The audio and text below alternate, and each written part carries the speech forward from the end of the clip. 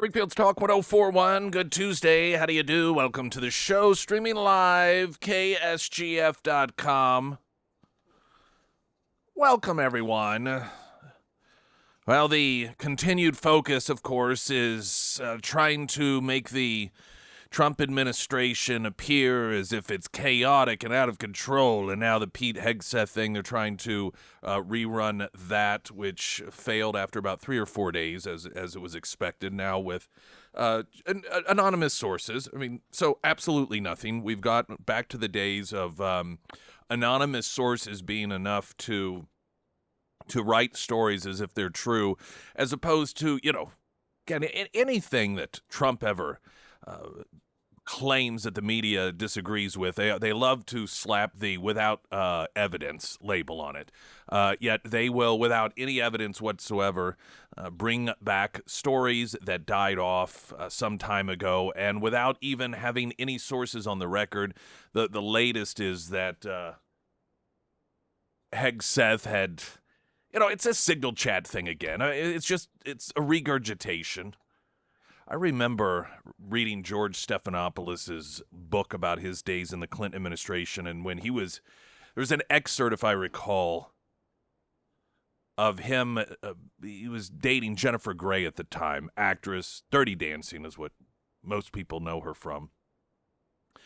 And how there was some sort of gathering that I think it was supposed to start off as social. I haven't read the book in ages and a day, but this part just really stuck out at me.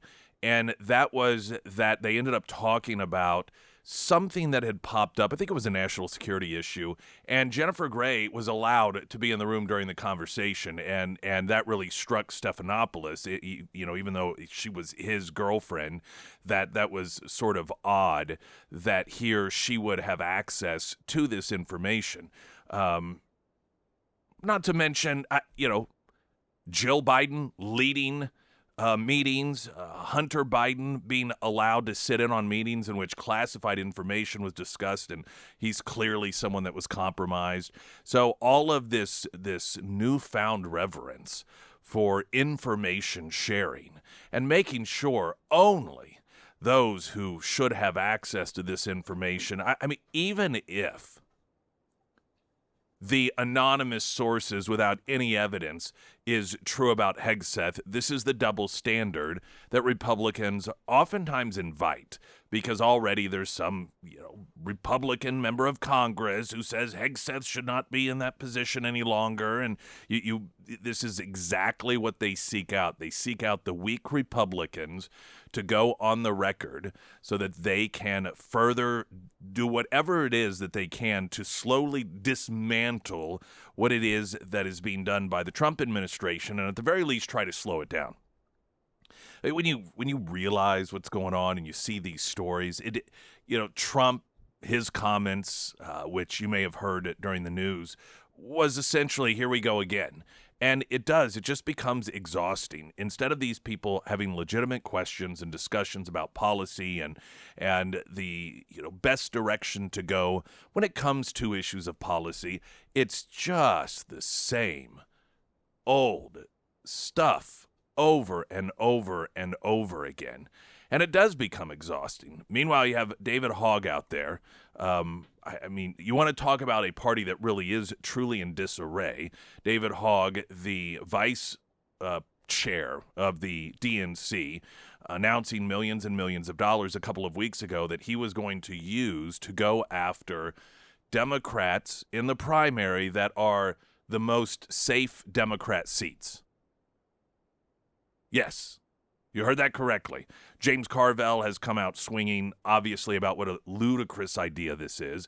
David Hogg was asked about it. I mean, this guy, I'm telling you, you look at the people that are rising to these leadership positions in the Democrat Party, and it's just increasingly a bunch of individuals that have no life experience whatsoever in anything, let alone politics, but the Democrat Party has given them just enough power that they refuse to let go of it at this point, and now they can't get them to shut their mouths. And they are hell-bent on taking the party over. And you think that the Democrat Party has demonstrated its nuttiness, its censorship, its totalitarianism, this approach of round up our political opposition, call them J6ers, and put them in jail. That you think that we have seen the most extreme of the Democrat Party? You ain't seen nothing yet. If the trend continues with these folks, not to mention you fold in the anti-Semitism, and what a party of love and compassion and caring. Pyramid Roofing Company talk and text line 447 KSGF. Weather in a moment. Right now, the latest news update.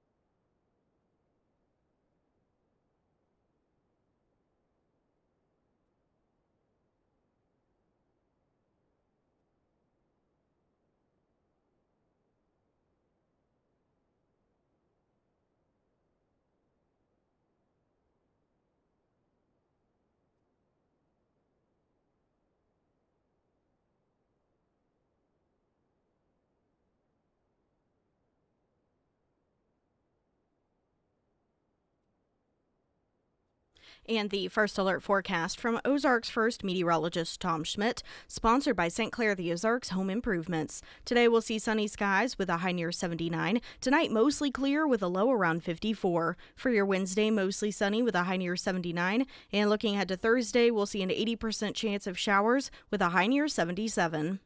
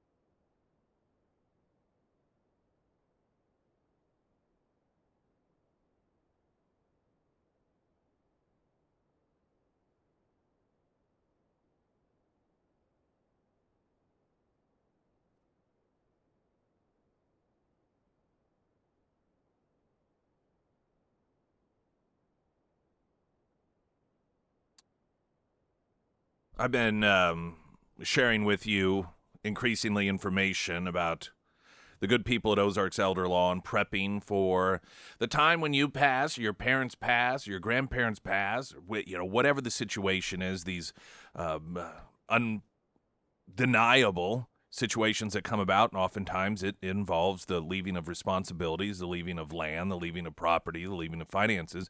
And if you don't have it all spelled out very specifically, ironclad, the government will figure out a way to get in there and to drag it out over years, perhaps even longer.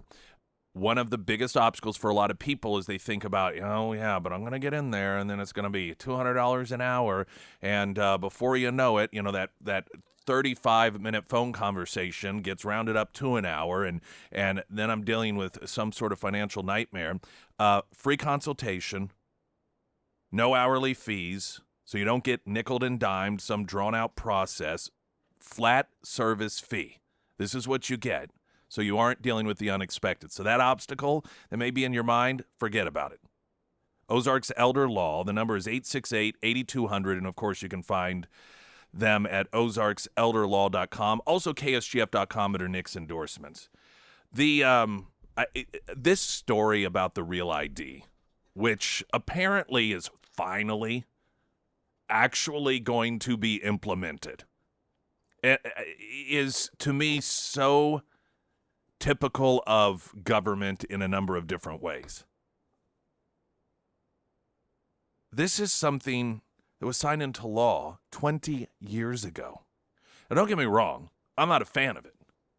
I don't have my Real ID. And there's also a lot of misreporting on it, and so, of course, that is something that we've come to expect from media as well. We'll get to that in a moment. 20 years. 20 years. Something that should arguably be as simple as just an ID. Coming up, I remember, and I know there's much more involved, but even as far back as, 20 years ago with Blockbuster, you went in that day to get a membership, and you got a card. Now, like I said, I know the Real ID is much more involved in that, but 20 years? Now, much of this has been because of there have been a number of states that have wanted this not to come into play, and there has been a lack of seriousness by a lot of states to kick it in, and so people who live in some states in particular, Missouri being one of them, have not really been up to speed on this. And you've had president after president just kick the can down the road for reasons like I think are masquerading the real reason, and that is just the incompetency of government. Now, this was after September 11th, 2001. This is, supposed to stop hijackings from happening again. Starting next month, the Real ID will be required to now, okay, this is Fox News, and this is a factually incorrect statement. Starting next month, Real ID will be required to access federal facilities, enter nuclear power plants, and board commercial aircraft. Real ID rollout has faced nearly 2 decades of political pushback, setback, and delays. You can use, if you have a passport will work as well.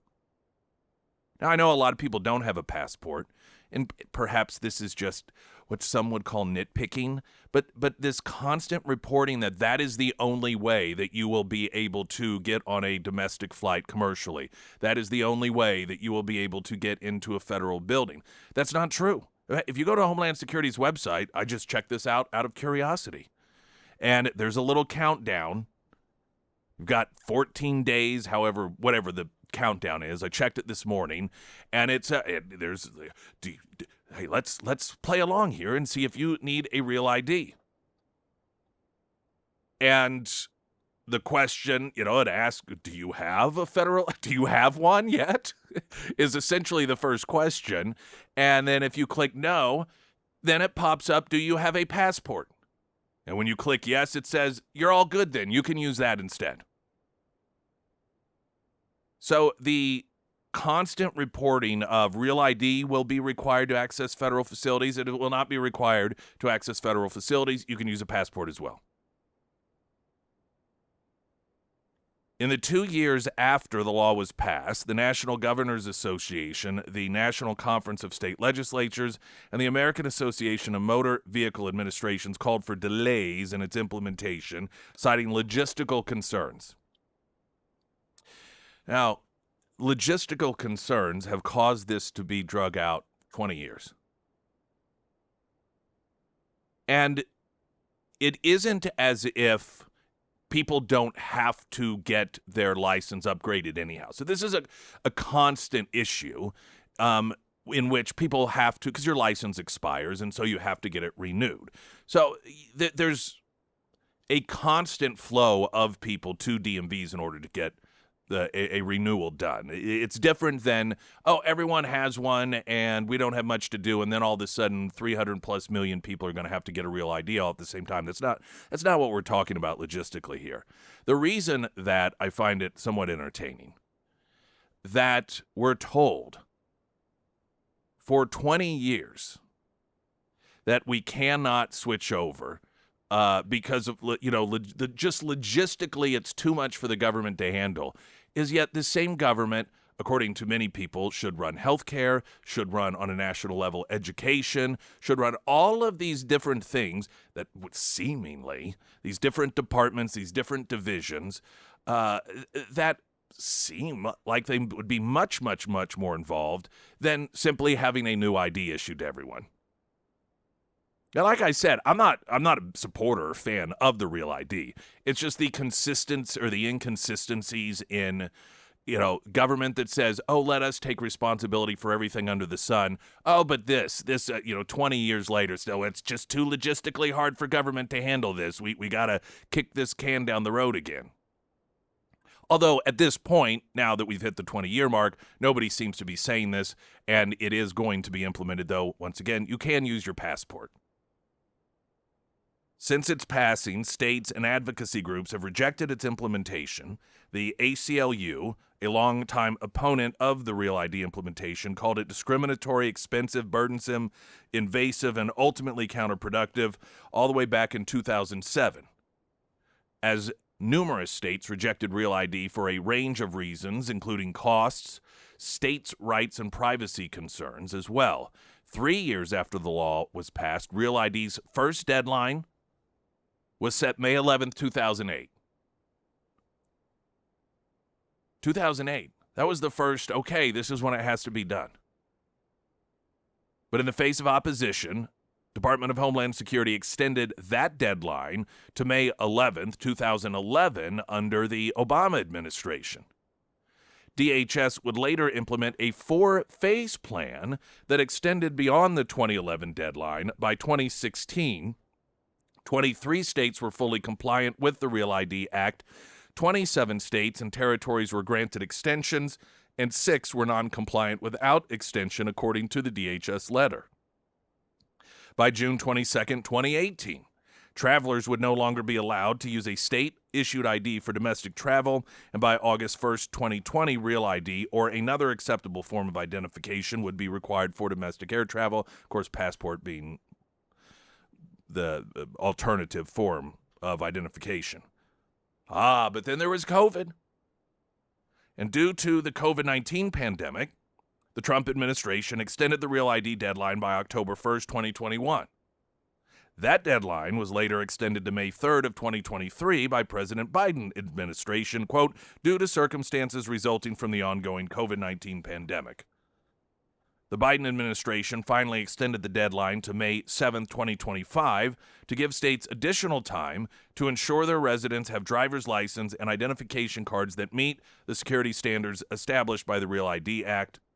Kristi Noem announced on May 7th the deadline would hold as the Trump administration seeks to prevent illegal immigrants from traveling within the United States starting May 7th. You will need a Real ID to fly. Real IDs make identification harder to forge, thwarting criminals and terrorists. If you plan to fly, make sure you get a Real ID so you won't be denied your flight or face travel delays, Noem said. And, of course, once again, though, you can get a passport. And it's my understanding, I've heard of people using fake passports. I've heard of people producing fake passports. I don't know if that's a real difficult thing to do, but if a passport is something that can be used, as it is, in place of the Real ID, and those are documents that do get forged, it seems to be defeating the purpose to some degree of the Real ID, which I don't like in the first place. Springfield's Talk 104.1, I'm Nick Reed.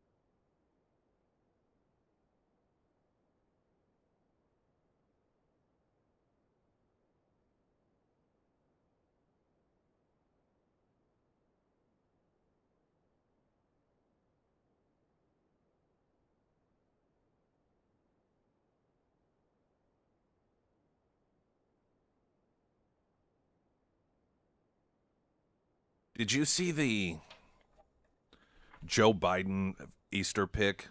No. Am I missing out over here? I think so. It's so weird. I'm kind of switching order here just because of the timing of things. I, at first, and maybe there's been an update on this and this was a joke, but it doesn't appear to be.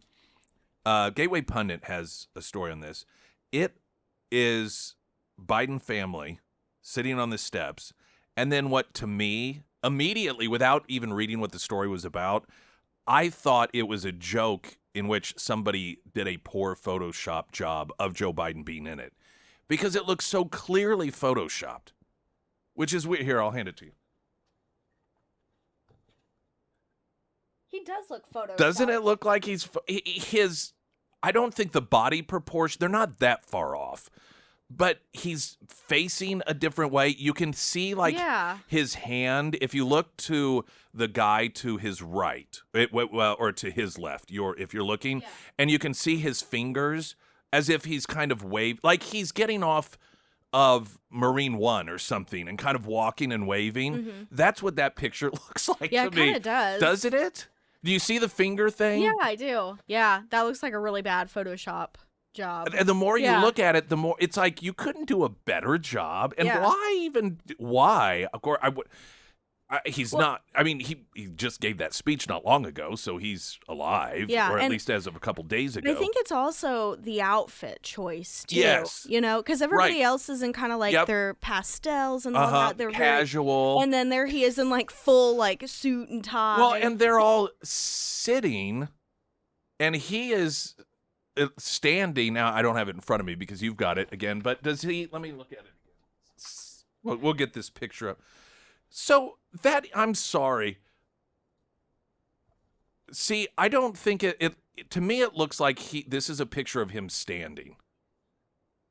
And the way he's but the fingers on that other zoomed in on it. It does look like he's like waving. Yeah. It's weird.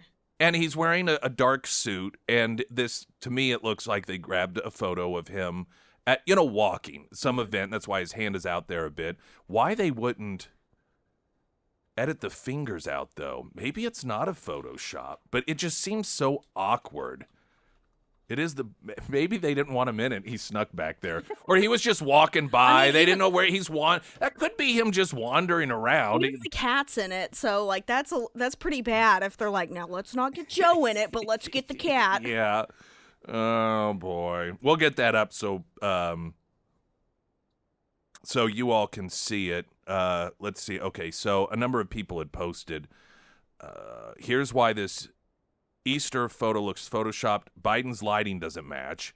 His face and suit are too flat. No deep shadows like the rest of the group. There's a halo effect around his head and shoulders, especially on the left side, and his head looks too big. His head does look a little bit bigger. Well, I don't know. That's hard to tell. Somebody pointed out that Hunter isn't there. Anyway, fun little... Meanwhile, at the White House, it was kind of nice to see just a perfectly normal, good time, family members getting together. Oh, I'll share this with you. We got to get a traffic update. The Democrats tried to own Trump for using eggs for the Easter egg roll. And, of course, as usual, they missed the mark, and the basis for their pathetic attempt to try to create some sort of scandal was off base from reality anyhow. Pyramid Roofing Company, talk and text line 447 KSGF. I'm Nick Reed.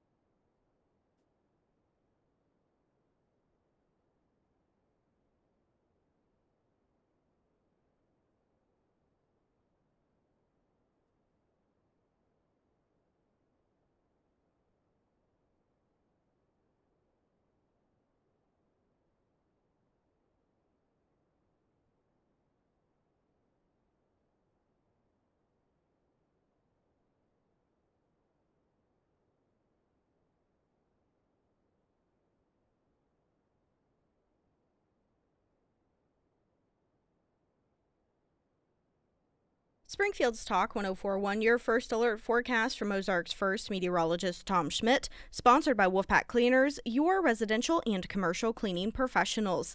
Today we'll see sunny skies with a high near 79. Tonight mostly clear with a low around 54. For your Wednesday, mostly sunny with a high near 79. And looking ahead to Thursday, we'll see an 80% chance of showers with a high near 77. I'm going to turn my microphone on. Just a week away, Tuesday the 29th, the big, huge open house. Pinnaker Honda, open to the public 5 to 7 in the afternoon, evening, free food and other things. Pinnaker currently has 0.99% interest rates available on select certified pre-owned Hondas, which, of course, for a pre-owned vehicle, if you've ever taken out a loan in order to cover a pre-owned vehicle, you know that 0.99% is not the usual interest rate. Honda, Ridgeline, Passport, and Odyssey all made exclusively in Alabama. That is the good old U.S. of A. 3 models that fall in the top 10 American-made brands. Honda, again, that big open house. Pinnaker Honda, just south of Walnut Lawn on South Campbell. To the Pyramid Roofing Company talk and text line, we go to Dewey. Welcome to the show, sir. Two things about the real ID. Yes. First of all, as far as them supposed to stop in hijackings, I'm not trying to be a conspiracy theorist, but there's overwhelming evidence that our own government did that in the first place. The CIA did it. There's evidence of that. And also the ACLU, man, these racist Democrats, they think that black people and people with disabilities can't go get an ID. As you know, I'm totally blind. I've had my real ID for years. I just renewed mine 2 years ago. There was no problem at all. They say it's a burdensome. No, it's not. Well, this does bring up a very interesting point. Why is it that the Democrats are not trying to stop this, given that expecting any upgraded form of ID for anything? I mean, we're told for voting that is very confusing for black people, that they aren't able to handle it. Why is this somehow different? Why are we all lumped into this one? Or we were for a period of time when they pushed back on it, but suddenly the Jim Crow 2.0 song that comes from the left when there's a new requirement for a form of ID, we're not hearing them sing that song this time around. It's almost as if they don't really mean it. It's just used at their convenience. Dewey, it's good to hear from you, sir. Yeah. Yeah, because it makes it harder for them to cheat. That's what you know. So. All right. Dewey, it's great to hear from you. Yep. All right. Take care. I don't know how a real ID would stop a hijacking. I don't.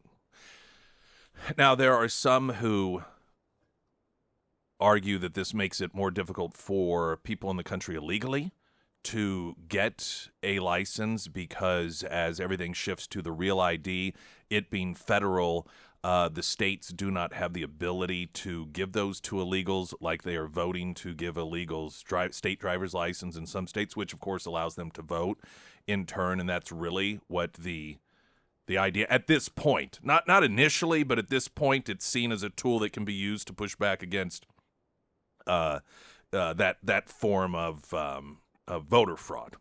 So, but when it comes to a hijacking, I don't know. I don't feel it. I don't really feel that that's going to stop a hijacking from taking place, but I don't know. Hey, who knows? Maybe it's already stopped many of them. The Trump administration had the traditional White House Easter egg roll, and they tried to make a dig at Trump by talking about how much it's going to cost taxpayers. First off, this is a tradition that happens all the time. This isn't something I love when these people point out Trump doing something that traditionally has been done by every president, but all of a sudden they concern themselves with spending. These are people that have pitched a fit to high heaven over Doge. These are people that pitch a fit over cutting out wasteful spending that is being spent fraudulently. These are people who have been screaming from the rooftops about cutting, taxpayer dollars to transgender operas in Italy and this other litany of examples that we've seen of just absolute sinful spending, particularly given that it's money that's taken away from us, our choice, or against our own choice. Now suddenly they care about $15,500 is what they estimated.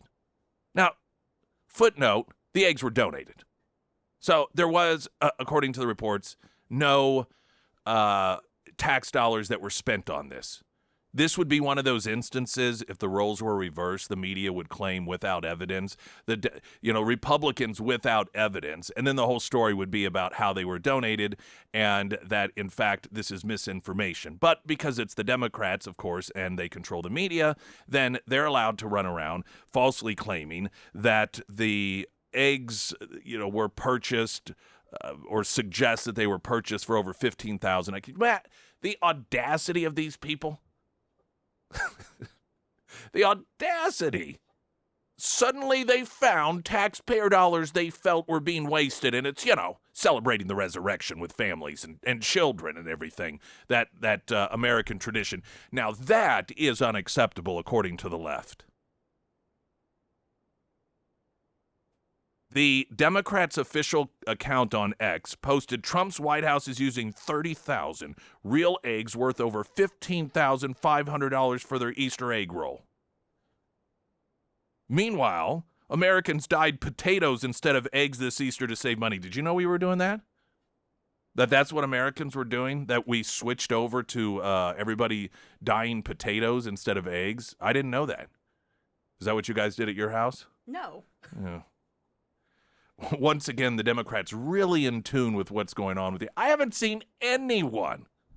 Now, I could see some left-wing activist doing it to try to make some sort of political point. And, oh, my God, look how horrible everything is. We have to dye potatoes instead of eggs. But I didn't see anybody doing that. One user said, quote, not a single American dyed potatoes. Another said, well, unfortunately, that's false. They use the small and medium-sized eggs, which were donated by egg farmers. These eggs are not typically sold in stores, and no one is using dyed potatoes. Another posting, I live in Idaho. We dye Easter eggs here, not potatoes, LOL. Meanwhile, Ag Secretary Brooke Rollins shared a video of the White House Easter Bunny holding a chart with the caption, nothing says White House Easter egg roll quite like a bunny, rocking a handy-dandy egg chart. The chart itself showed egg prices are falling, with wholesale egg prices down 56%.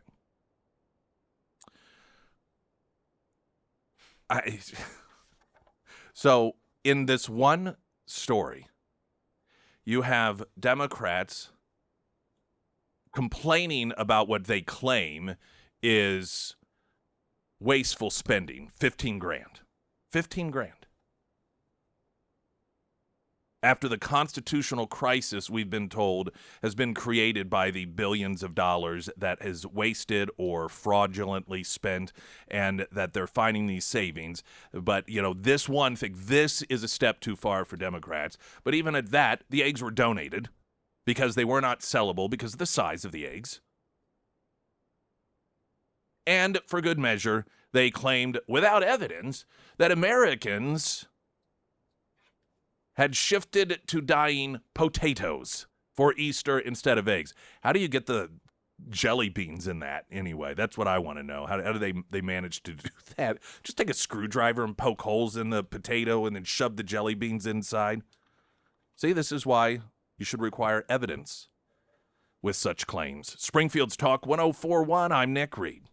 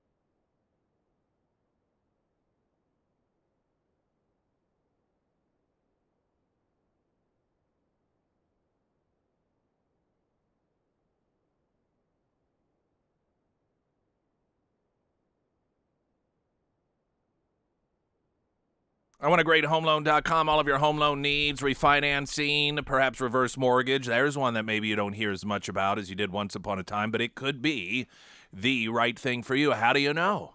Well, that's where the characters and the team come in to provide you any and all information you need. They are not just there for the transactional part of things. They're not only interested in visiting with you and offering up their time after you've made the decision to utilize their services. They are there, perhaps even more importantly, to provide you all the information, to go over things with you. You know, maybe your credit score is good, but your debt-to-income ratio is off just a bit. That was a situation that I had been dealing with, and simply making a couple $100 of a payment on something. I mean, this has been over 10 years ago now, but I remember driving. Where was I driving? I was driving out of town somewhere. And getting that call and saying, you know, if you pay $200 off just this one, that debt to income ratio is going to change things for you. And I think maybe it did even bump up the credit score to where it saved me a tremendous amount of money. That's what you get with the characters and their team at iwantagreathomeloan.com, because you do. Regarding the Democrats claiming that Americans had switched to dyeing potatoes for Easter because of egg prices, which have actually dropped and are lower than when Trump got sworn in. Someone said, I dyed potatoes with Crisco and aluminum foil and used a heating source like my grill for about an hour and 15 minutes. On the plus side, they were very easy to find. That would have been, yes, well, not humorous, but can you imagine if this were true and the Democrats claim that people were using potatoes and somebody did think you had to bake them and you had the kids running in with third-degree burns screaming on their hands? It would be the most horrific Easter ever for so many. Sounds like, Jared texted in, sounds like the person making the claim has an IQ of a potato. The Democrats are worried about the cost of eggs, but not how much it costs for all those Congress people to fly down to El Salvador to free a gang member. Now, I believe so actually, I know we're kind of hitting a couple of different topics here. Van Hollen, the Democrat senator, did force taxpayers to pay for his trip down there. The funny thing about the members of Congress, so you've got one of the members of Congress, the head of one of the committees, who's a Republican, I forget which one at this point, but he denied them the use of taxpayer dollars, so they flew on someone else's dime. When they got down there, the president of El Salvador said, well, you all aren't here on official business. You came down on somebody else's dime. You're not here on behalf of the U.S. government. And I know this because taxpayer dollars weren't used, so we're not going to allow you to visit with any of these people, these gang members that you want to, hook up with while you're down here, because you're just here as citizens. And so that was quite a disappointing moment for them. I still can't wrap my mind around the fact this guy is a wife beater. I mean, this guy is a ranking member of MS-13. Anyway, we're going to cover some of the latest on all of that coming up, and this insistence that this become the new poster child for the Democrat Party. And you have Gavin Newsom out there, and he's been trying to forge a different path. He's smart enough to recognize why the Democrats have lost, and smart enough to recognize when 80% of the American people are on one side of an issue, you better be on that side of the issue. And so he, just as recently as in the last few days, talked about the fact that this is a, quote, distraction, and that this is an 80-20 issue and Republicans are on the 80% side. And he's getting ripped by other Democrats for saying that, for speaking to reality. This is where the self-destruction of the Democrat Party is unveiling itself right before our very own eyes. One last Easter story, though. John Cusack, who's a lefty, he posted on his X account on Sunday, Easter. Quote, "Happy Easter. Christ was tortured and executed as a political calculation by the Trumps of the day. Happy Easter." A demonstration of Trump derangement syndrome. This is what you get out of Easter? I love when people who and you see this on the left, they don't like Christians. They, in their minds, at least through their own description, Christians are homophobes, they're bigoted, they're all of these horrible things. They run around screaming about separation of church and state. They dismiss and mock Christians oftentimes. But then they try to use Jesus as a weapon against Christians, a political weapon. You know, we hear the left, they will use Jesus as,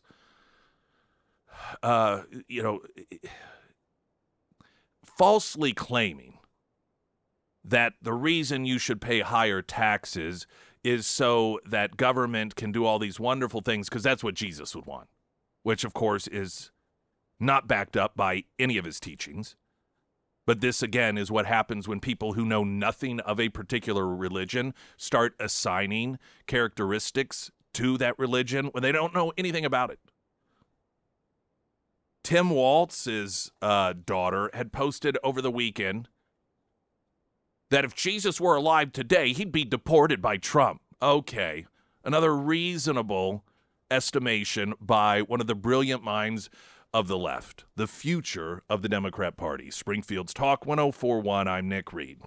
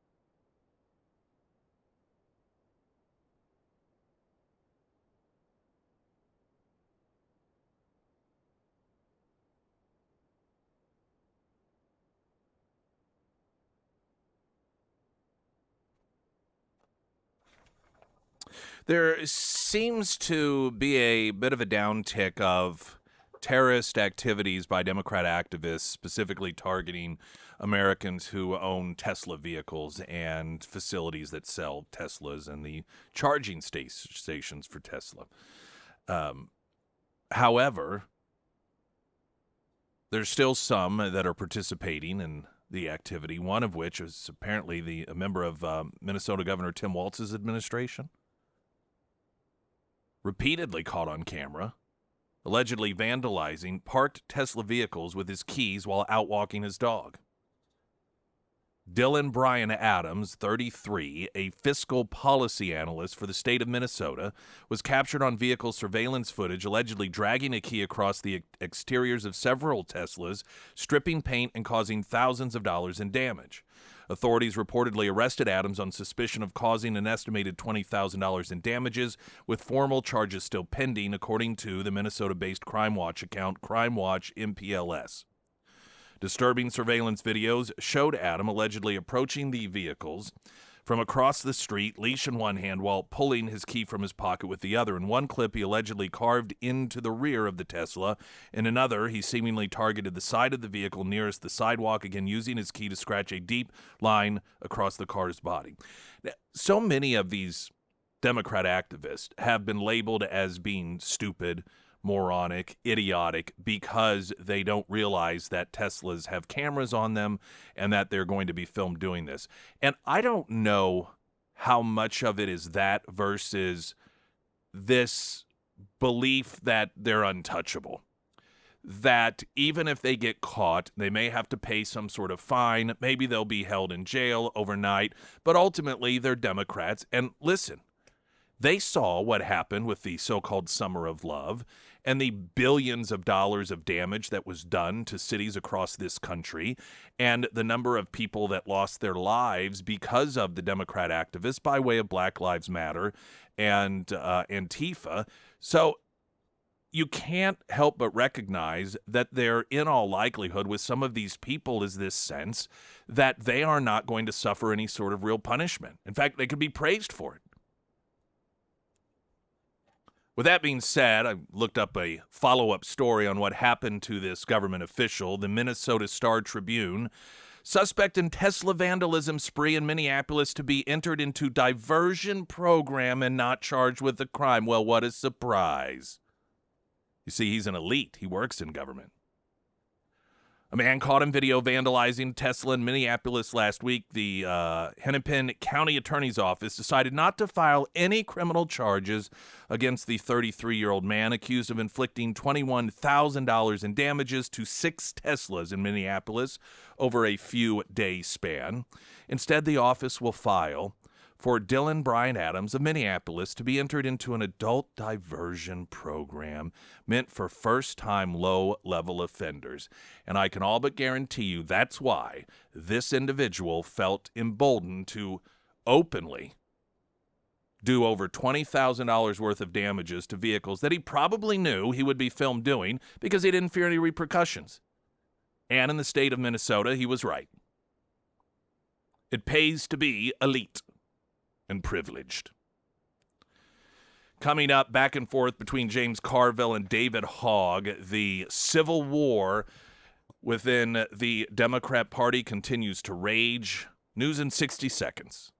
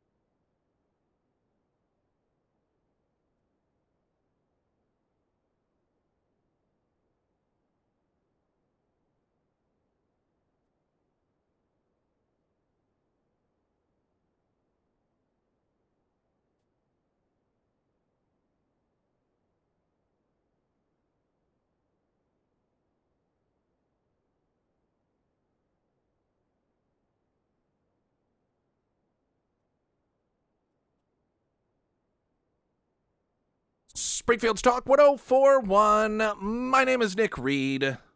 Welcome to Hour 2 of the show. If you miss any of the show, Spotify, iTunes, KSGF.com, the KSGF app, just to name a few places you can get it. Curb Your Enthusiasm star Larry David wrote sort of an op-ed piece, and it was clearly meant as a hit towards Bill Maher, and it was titled My Visit with Adolf. Now, Bill Maher, who is a lefty, went to the White House to meet with Trump, and God forbid, he just told exactly what happened. And that he was really nice to me. And when I made cracks at him at his expense, he laughed, or, he never got angry, he never got upset. Bill Maher explaining, I don't think it, changes who he is in terms of the way that he behaves as president, but the crazy person that we all talk about being occupied in the White House, that's not the guy that was there. Well, you can't say that. You have to get in line. And so Larry David, who is Jewish,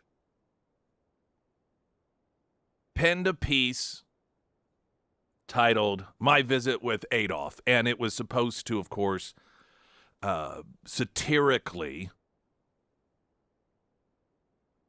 observe the absurdity of Bill Maher claiming that Donald Trump, who clearly is Hitler of our day, was just this nice guy. Well, I guess Hitler was nice too if you just met him in person. The level of intellect on the left is so shallow, they don't realize every time they make this claim, they are proving it not to be true. If Trump were really Adolf Hitler, what do you think would have happened to a Jewish person in Hitler's Germany who wrote an op-ed piece swinging at Adolf Hitler?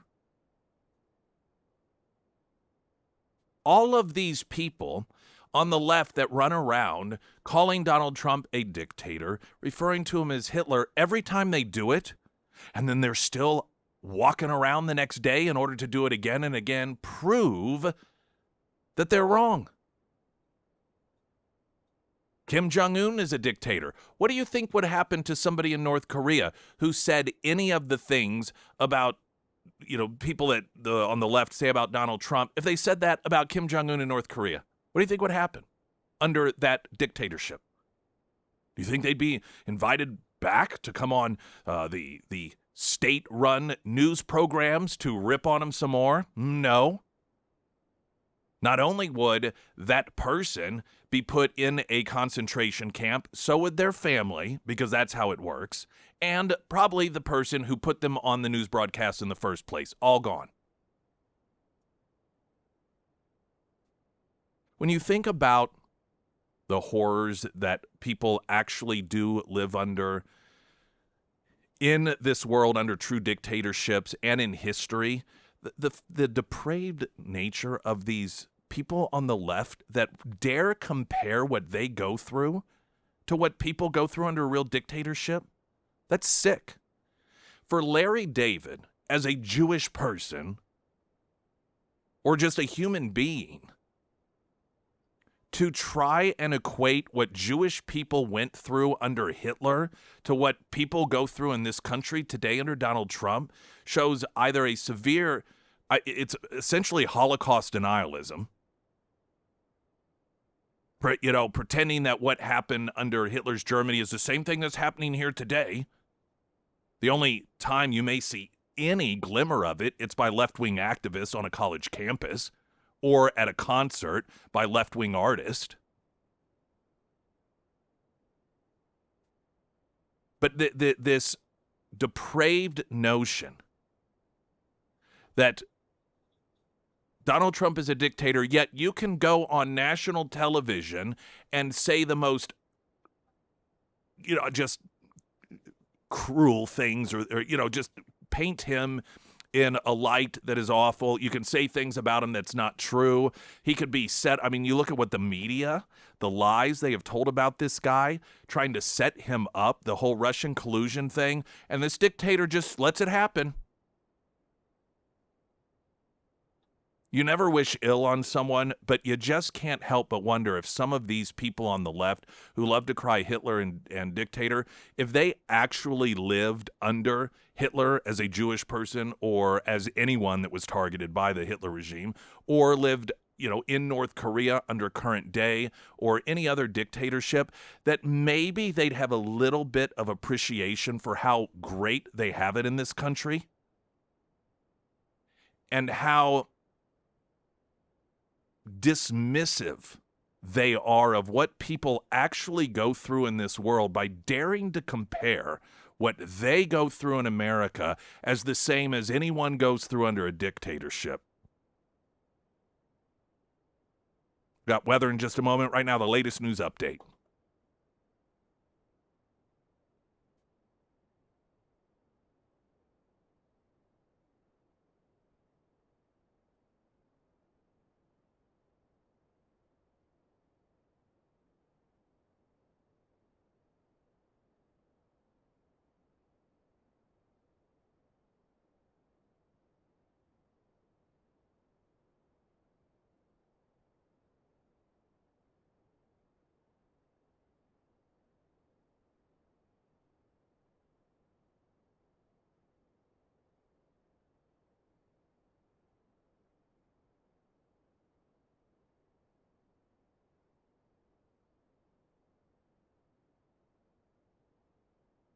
And the first alert forecast from Ozarks First meteorologist Tom Schmidt, sponsored by St. Clair the Ozarks Home Improvements. Today we'll see sunny skies with a high near 79. Tonight mostly clear with a low around 54. For your Wednesday, mostly sunny with a high near 79. And looking ahead to Thursday, we'll see an 80% chance of showers with a high near 77.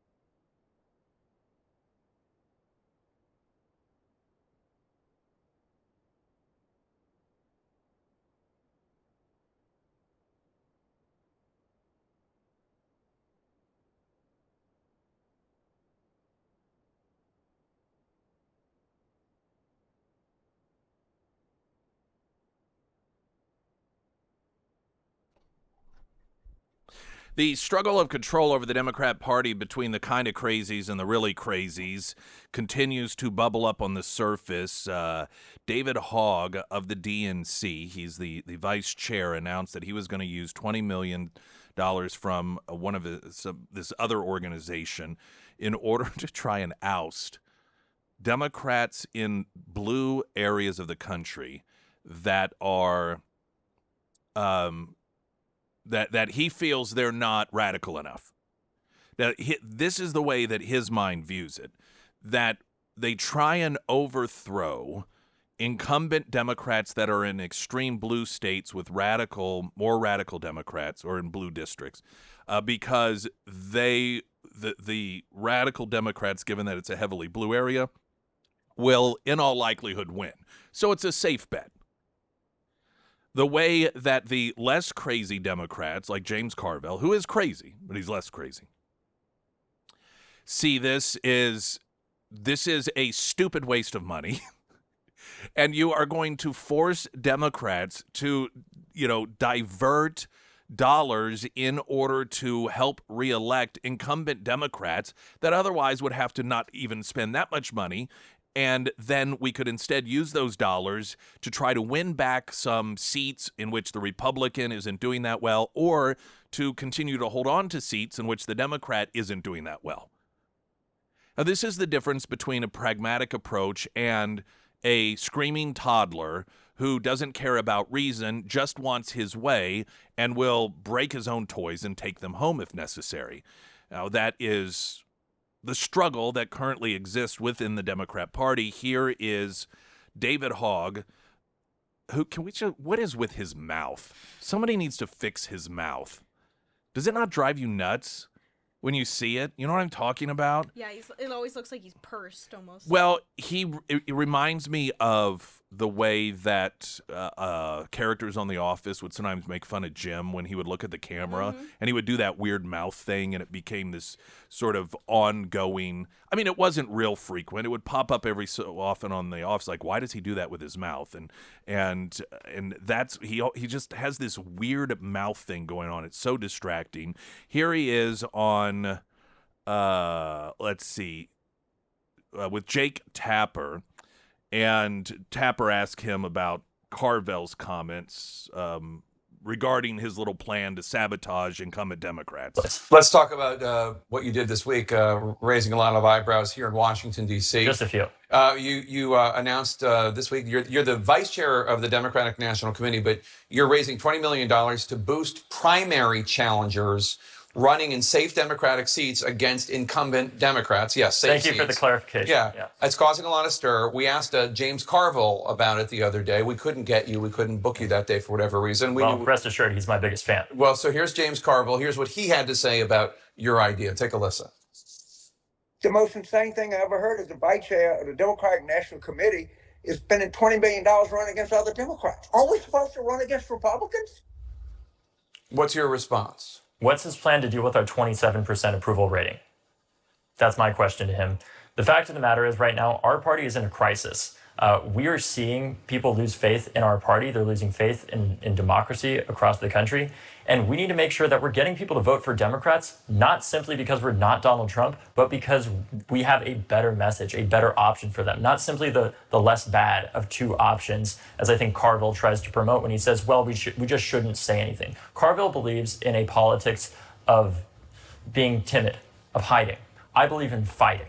And that is what people want to see right now from the Democratic Party. We just saw an example of that with Senator Van Hollen going to El Salvador to say, we need to meet with this man. And yes, Democrats obviously are in the minority right now, but let's be clear, we cannot win back the majority if we do not convince the American people that our party offers something that isn't just not Donald Trump, but is substantially better than Donald Trump, that fights to lower costs for Americans across the country, whether it's healthcare, housing, or the foundational building blocks of the American dream that feels so out of reach for people, or addressing gun violence. We can't simply just hide, as Carville repeatedly promotes, not to mention the fact that, frankly, he has not won an election since before I was born. I think it's time for some new voices in our party. When were you born? 2000. Yeah, now that's a reference to when Carville worked on the Clinton campaign, 96. the problem that the Democrats have with David Hogg is he is undisciplined and he is unfocused. He's all over the map. On one hand, he talks about the fact that as Democrats, we need to start talking to the American people about things that are important to them, like the economy and so forth. Then on the other hand, he wants the Democrat Party to instead double down on things like, doing everything they can in order to spring loose an MS-13 gang member so he can go back to beating his wife. And this is a detachment from reality. This is the difference between somebody like a James Carville, who, though he's not always right in analyzing the American people, people like the old school Democrats, they at least acknowledge that sometimes where the American people's interests lie are in contrast to what it is that the Democrats have been doing, and so they have to pivot, they have to shift. The extreme left of the Democrat Party, they want to double down on that stuff. They have this, and it's almost this,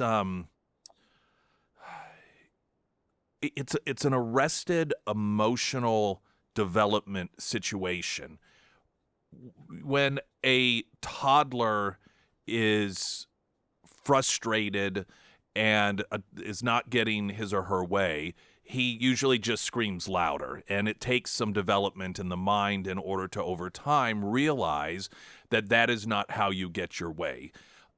But some of these people have never been able to grow up emotionally because of the way that they've been coddled and they've been raised. And so they think whenever they are on the wrong side of an issue, like illegal immigration, for example, they just need to scream louder about it.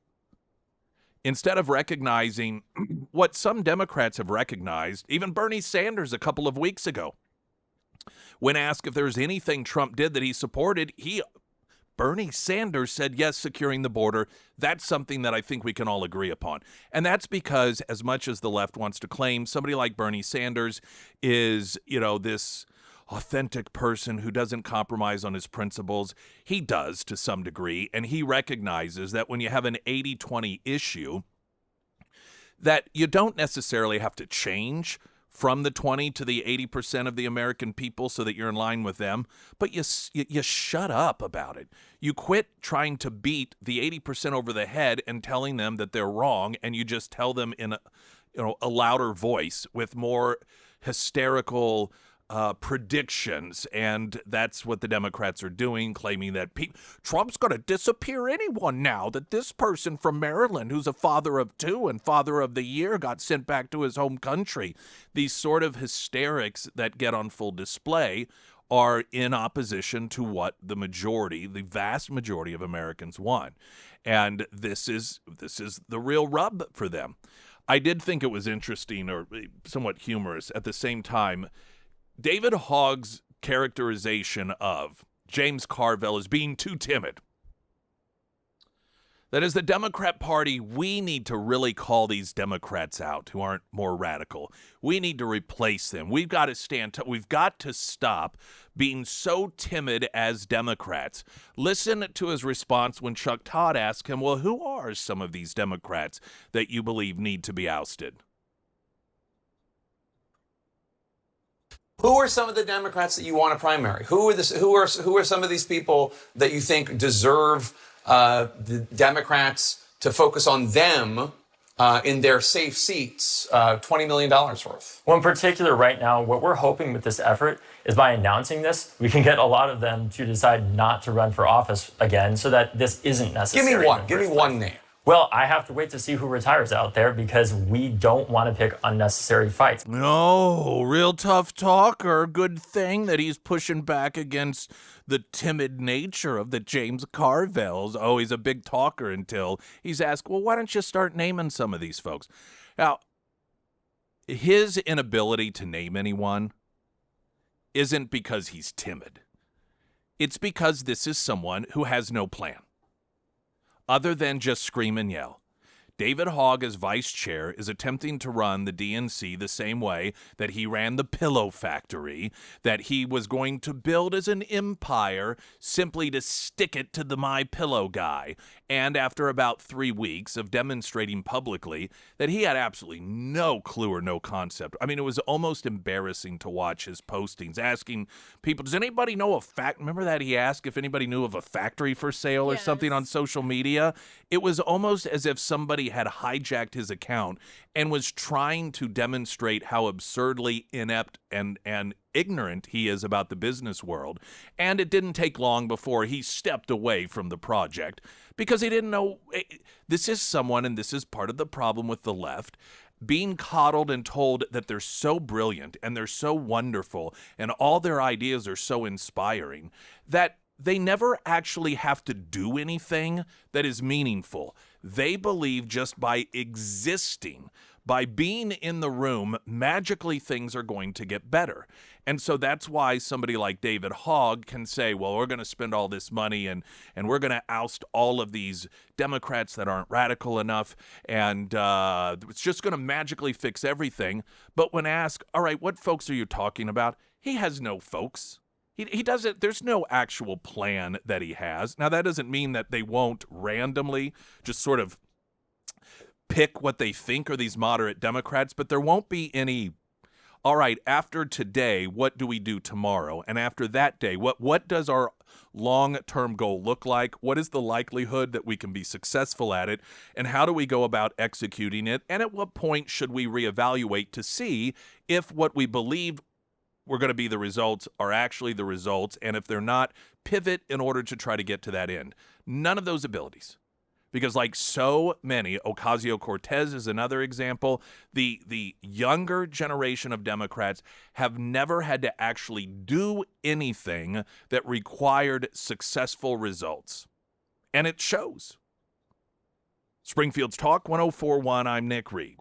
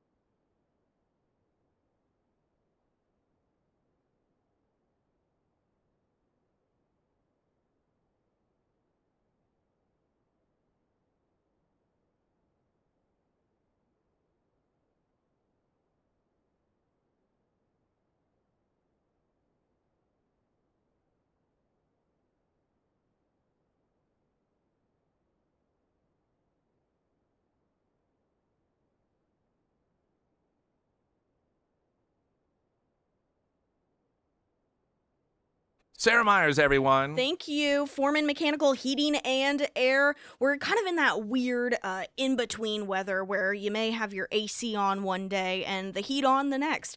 Now, whether your AC is just not working the way it should be, your furnace is in need of repairs, or maybe you want to improve your home's indoor air quality because, you know, it is also allergy season, Foreman Mechanical Heating and Air are the go-to guys. They offer residential services, commercial services, and they understand that just emergencies, they can pop up whenever. So they do also offer 24/7 emergency service lines as well. So for all of your HVAC needs, schedule your appointment with Russell and his team today. Now you can find all of the contact information for Foreman Mechanical Heating and Air under the Sarah's Endorsements tab at ksgf.com.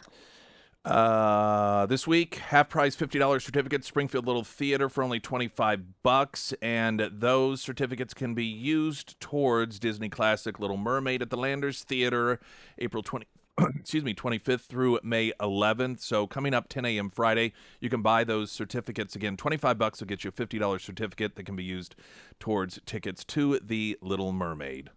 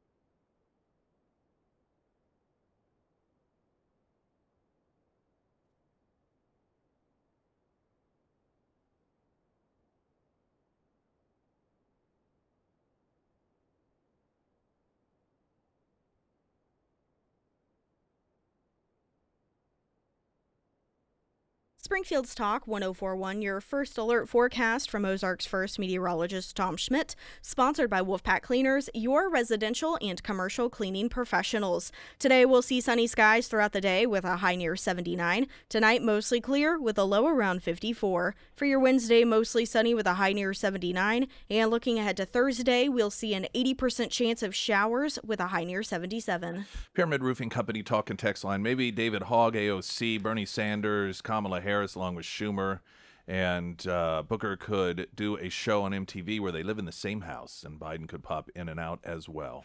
I like that. Yeah, I mean, that's the... It is just, it's so crazy to me to see the people that are given positions of authority in the Democrat Party.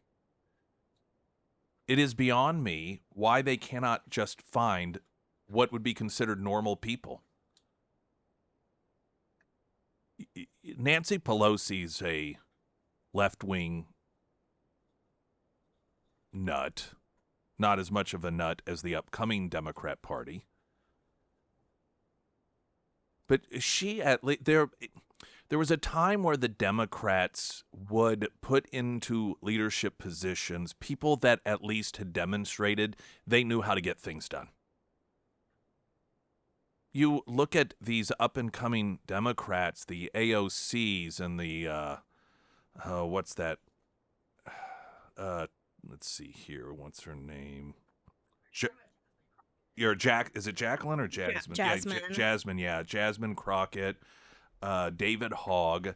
These people don't know how to do anything other than just try and ramp it up, which is largely why the Democrats, and at least in their messaging, lost the last election, because people, I mean, surveys found this, that the constant dictatorship and Hitler, it's like, oh my gosh, you people are not in tune with what's going on in this world right now. And so it's just scream louder, make wilder accusations, and, you know, the environment, some of this is the media. The media is causing this problem within the Democrat Party as well. In fact, here is audio on MSNBC panel talking about, among other things, Gavin Newsom. And Gavin Newsom recognizes what's going on here. Now, the problem he faces is that he has destroyed California. He has presided over the state that has the most political refugees fleeing his state and moving to states that he claims are poorly run, largely Texas and Florida. Now, the upside for Gavin Newsom is he recognizes why it is that the Democrats lost. He has recognized that this transgender stuff and this open border stuff blew up in the face of Democrats. Now, this doesn't mean that he changes his fundamental positioning when it comes to these particular issues, but he recognizes that the messaging is something that you just don't want to talk about it. You don't want to talk about it. And when it comes to, of all the people that Democrats want to rally around, a wife-beating gang member of a terrorist organization probably isn't the best messaging, and he spoke to that when he was asked about this deportation. Like, I think it was Gavin Newsom earlier this week said, it's a distraction. We should be talking about tariffs and the economy. Bull crap. If you can't fight with everything you've got about due process and defending the Constitution, then go home. I mean, I completely agree with you, and I'm so tired of Democrats who say, you got to focus on this one particular issue. The entire house is on fire, and you're going to, we should save the sofa. No, you got to do everything you can to save everything. The Trump administration, and I'm sure that they do, thank their lucky stars that this force is pulling the Democrat Party to the left, because it isn't just the ideas that are out of touch, it is the inability to recognize how to win. And Gavin Newsom's right in that capacity. They need to pick an issue. How did Trump win? See, things do have to, from an approach perspective here, focus on a few very simple concepts. That's what grabs people's attention. What was it that Trump ultimately won on? Like the tent poles of his success. It would be immigration and the economy. Those two things. Now, of course, there were a lot of other things going on, but those were clearly the two things that had people most engaged, that people felt the most disconnected from the Democrat Party. And so Trump and the Republicans wisely said, let's focus on these things.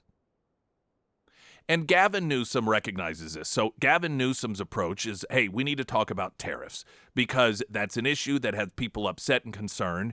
And they can, because it's a very nuanced issue, it is very easy to just make people, just to say to them, look, it's not working. That's all that matters, right? Put us back in charge. That would be the winning approach for the Democrats. In fact, that's what a lot of Republicans are very worried about, that this fix may take longer than 2 years, and so because people are impatient and it's too difficult to explain why it is that, this has to play itself out, and that traditionally speaking, when you have huge economic changes, that it takes a while, and all of that stuff, it sounds like excuse making, and so that benefits the Democrats if they focus on it.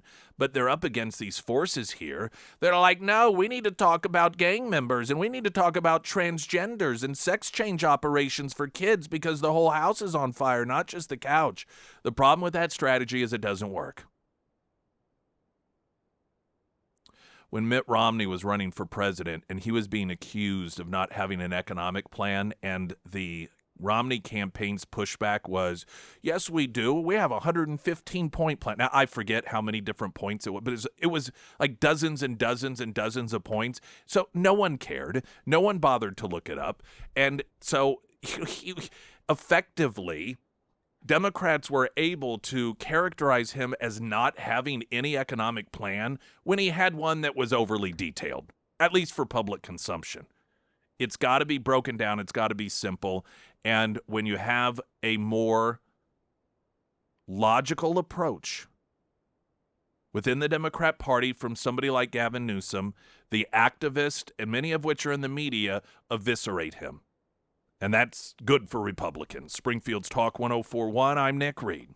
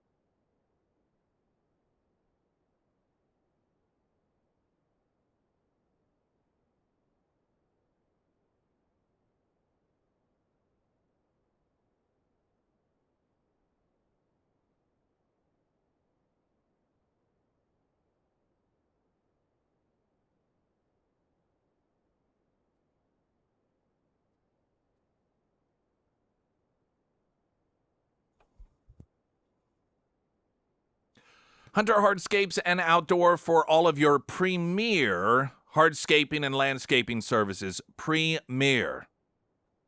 This is so much more than hiring the people that, do lawn work and they do a great job at it, fertilizing, and then, hey, you want a patio? We can do that as well. We're going to go to the big box store. We're going to load up on some of their product, and then we're going to get it all set up for you.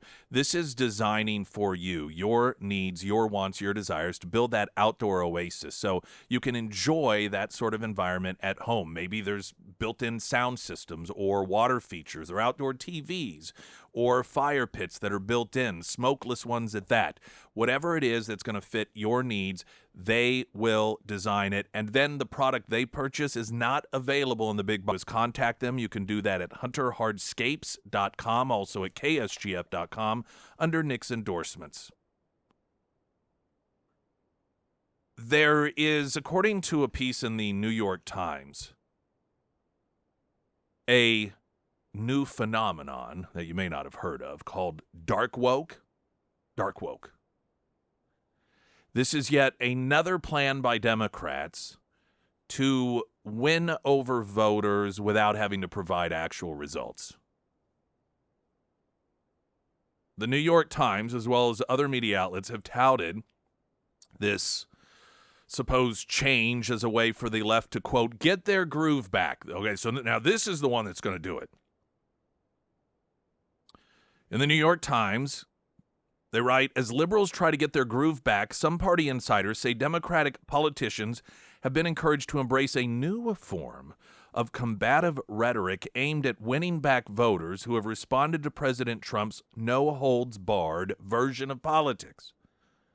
It's an attempt to step outside the bounds of the political correctness that Republicans have accused Democrats of establishing, and it requires being crass but discerning, rude but only to a point. Online, it has a name: dark woke. Bhavik Lathia, former digital director for the Wisconsin Democrat Party, told the New York Times that the Republicans have, quote, essentially put Democrats in a respectability prison, and that there is an extreme imbalance in strategy that allows Republicans to say stuff that really grab voters' attention, and we're stuck saying boring pablum. Now, this goes back to my point about the inability to recognize the way that the American people are or have responded to the way that the Democrats are behaving. This position, the idea behind this new dark woke approach that Democrats are being encouraged to take is that Democrats all this time have just been so polite and so button up and so responsible with their rhetoric, while Republicans are running around lobbing verbal bombs all over the place, making wild accusations, and Democrats have just put themselves in this self-imposed prison of politeness. No one, other than somebody who is totally deluded, could possibly believe that. Is there any name they haven't called Trump or his supporters or J.D. Vance or anyone within the Trump realm? Any name? Any accusation they haven't leveled against him? So far as to one of the three major news networks falsely, on multiple occasions, saying that he was a convicted rapist, which they had to pay out the nose because that was knowingly false information, and they knew it was false. He's Hitler. He's a dictator. For a while, they went with Mussolini. I don't even recall why they diverted off Hitler for a period of time, but they tried the Mussolini card. Their presidential candidate referred to people who supported Donald Trump in everything ranging from semi-fascist to, quote, garbage. These are individuals who have claimed that Trump is going to have transgenders executed, exterminated, the word that oftentimes was used. That if Donald Trump got elected president, his supporters were going to go gay bashing all across the country. They're going to be tracking down gay people and bashing them. The View was going to be taken off air. He's going to be disappearing people so you never hear from them again. He's nothing but best friends with Putin. But in the minds of the left, and this goes back to their stunted emotional growth, they just think if we scream louder, then people will understand. If we kick harder, if we punch the ground harder, if we throw a temper tantrum to a greater degree, then people will understand. Because in their minds, the whole idea behind this new dark woke approach is based on the premise that they are the party of politeness. They are the party of rhetorical restraint. They are the party of responsibility, and Republicans are the ones that run around making all sorts of dangerous accusations that get people whipped into a frenzy, and that just needs to stop now.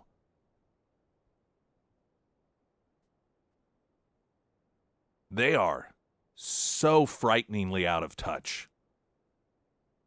And increasingly, where this takes the Democrat Party, one can only imagine, because I just don't know how you get rid of these people out of a political party. Springfield's Talk 1041, I'm Nick Reed.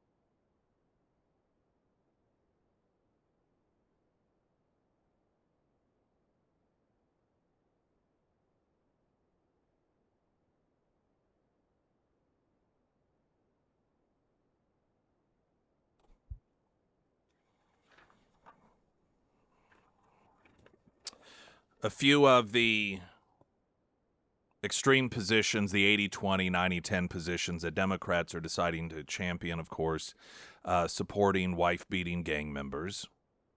And that's the poster boy that they have chosen. That was their choice. Of all of the folks out there that are dealing with deportation issues and situations, that's the one they have decided to focus on. The forcing girls to shower with boys who claim that they're essentially making girls and women second-class citizens. That's something that they have just doubled down on. And, of course, what I would say would be the big three, or rounding out the big three, is anti-Semitism within the Democrat Party. When you have your presidential nominee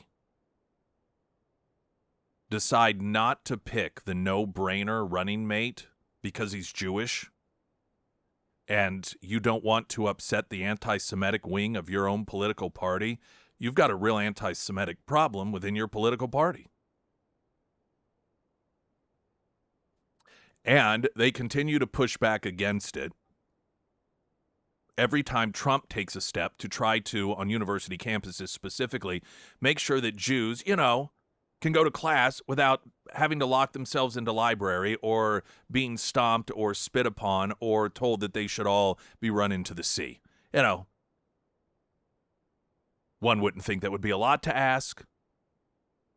But Donald Trump demonstrating, again, worst Hitler ever, by standing up for Jewish students, and not just symbolically, but taking financial steps in order to, at the very least, whatever control he is able to exert, and saying, fine, you're not going to get federal dollars. You can pick the money or anti-Semitism.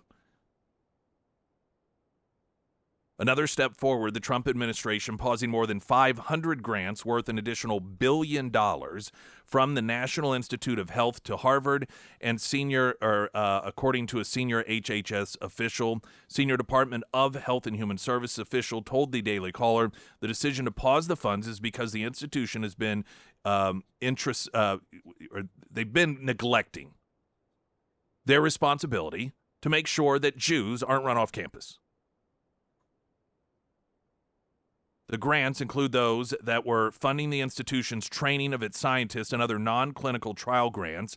The official told the caller the frozen grants will not affect the care of any children, according to the official. Senior HHS official saying Harvard needs to fully come into compliance with Title IX of the 1964 Civil Rights Act. They need to remedy the violations of Title IX with respect to Jewish students on campus, and they need to make sure that the not violating Title VI with respect to the administration practices, and they need to provide sufficient guarantees that this conduct is not going to repeat itself. The Trump administration previously sending a list of demands to the institution asking for several audits on their response to anti-Semitic protests on campuses and their admissions process. The institution released a public letter defying the administration's request. From there, the Trump administration moved to freeze $2.2 billion to the university. Yesterday's action is in addition to the $2.2 billion frozen, so that should put it well over $3 billion. The official noting that Harvard's public letter clearly demonstrates the university can, when motivated, respond quickly, but we've seen them go 18 months without apparently being sufficiently motivated to address the rampant anti-Semitism on this campus.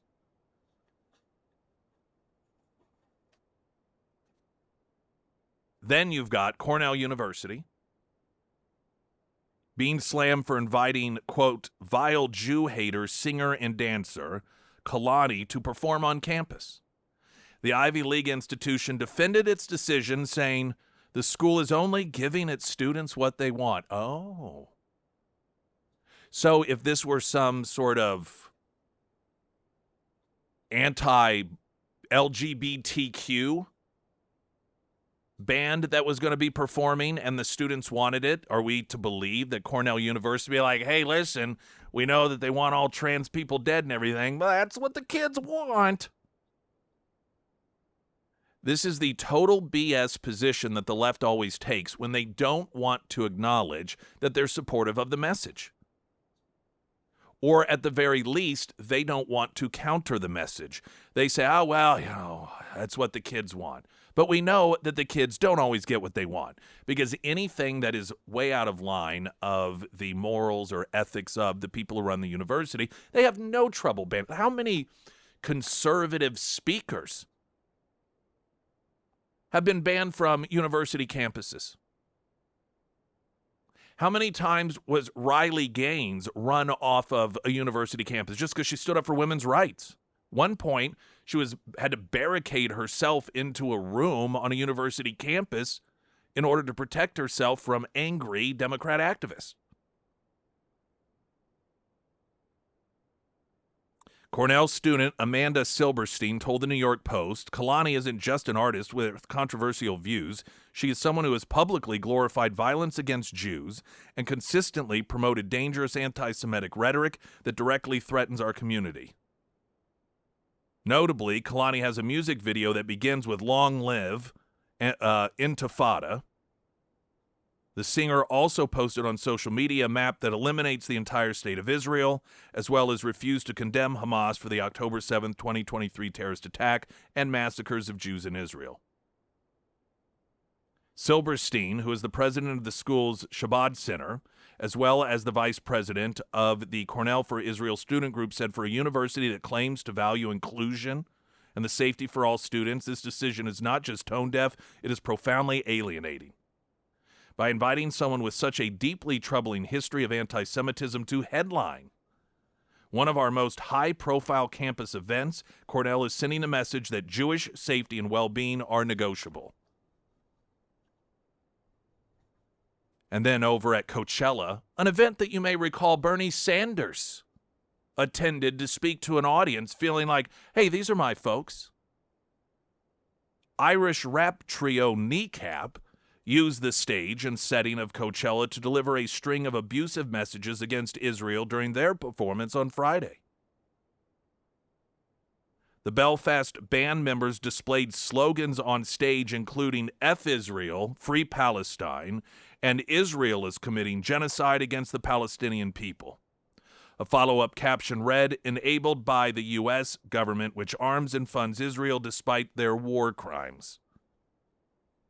They later took to their social media account on X to share some of the messages while alleging that they were cut from the live feed on purpose by organizers.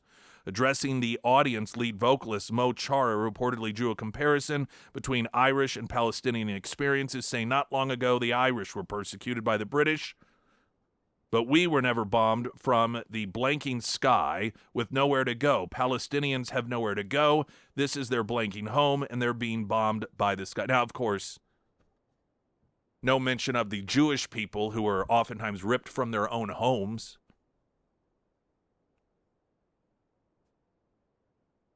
This is they're not only not trying to rein this in, but they continue to promote it. And I wonder if any of the media outlets will ask Bernie Sanders what it is he thinks about this sort of messaging being considered appropriate at a venue in which he also felt his messaging was appropriate. Will there be any calls for condemnation by Bernie Sanders? Now, I suspect not, because, again, this is a left-wing audience, which is why both of these messages were determined to be an appropriate setting, or in an appropriate setting. News coming up in 60 seconds. I'm Nick Reed.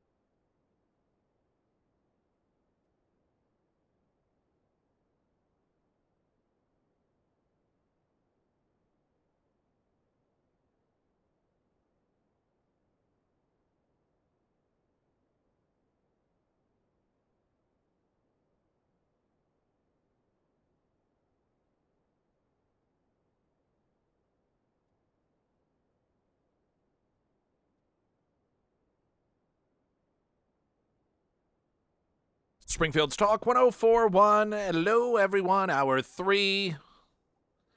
My name is Nick Reed. Local for Less Ozark coming up on Friday, 10 a.m. For $25, you will get a $50 gift certificate to Springfield's Little Theater that can be used to purchase tickets for The Little Mermaid, which will be at the Landers from April 25th through May 11th. There was a story at the end of last week, and the headline was that a legal immigrant had been detained and was being held for 10 days, even though there was proof provided that this individual was in the country legally. Now, of course, the media runs with it before what many of us, this is just my approach as a thinking person.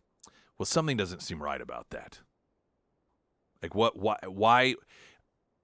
I can understand that potentially somebody who is in this country legally, particularly if they're hanging out with a crew of people who are here illegally, that for a period of time they get detained before it is realized that they're here legally. By the way, that's not something that only people who are immigrants to this country deal with. Very often, people will, if you ever watch Cops or any show like that, they will tell people when they arrive on a scene, hey, you're not being arrested, we're just going to detain you. And oftentimes it shouldn't happen. Many times it is done in order for law enforcement to just get an assessment of the situation, whatever it may be at the time. That's not something that only happens to people who are in this country legally as immigrants, okay? I think we can all accept that. But when I for 10 days, and the fact that according to the news reports, there was proof that this person was in the country legally. So that meant one of a couple of different things in my mind. Either there was false information in the story itself, or there's something here that is unusual that's causing this circumstance to occur. Now, it didn't really matter what that reason might be to the media, because this was an opportunity to say, look, see, now they're trying to deport legal immigrants. Apparently, the reason that this individual was detained and then held for a period of time is because while apparently he was in the country legally, he claimed he wasn't. He, for whatever reason, he told immigration authorities that he was not an American citizen, but he even concocted an entire story about crossing the border illegally to find work in the United States. Now, why would this person do it? And apparently he's just a full-blown American citizen making this particular claim.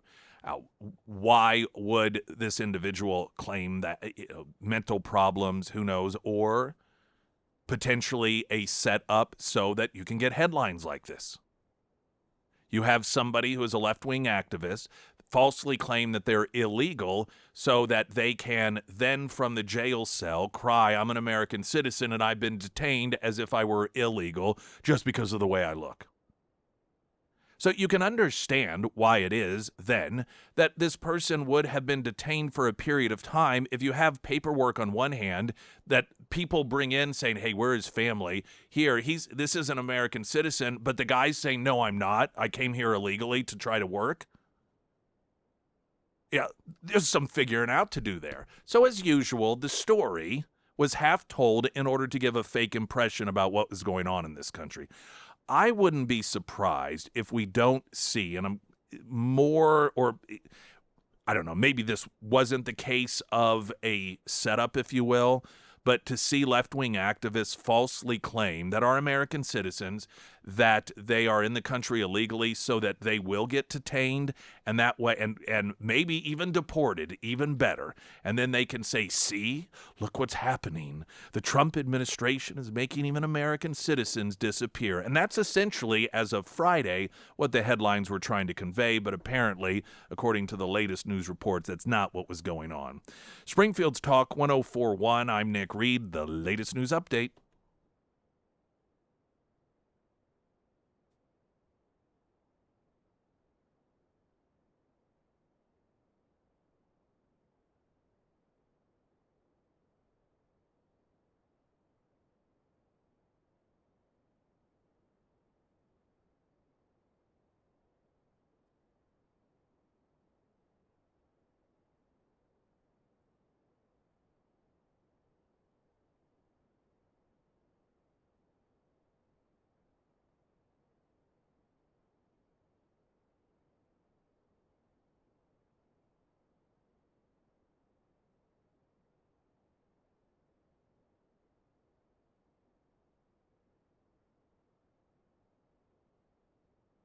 And the first alert forecast from Ozarks First meteorologist Tom Schmidt, sponsored by St. Clair the Ozarks Home Improvements. Today we'll see sunny skies throughout the day with a high near 79. Tonight mostly clear with a low around 54. For your Wednesday, mostly sunny with a high near 79. And looking ahead to Thursday, we'll see an 80% chance of showers with a high near 77.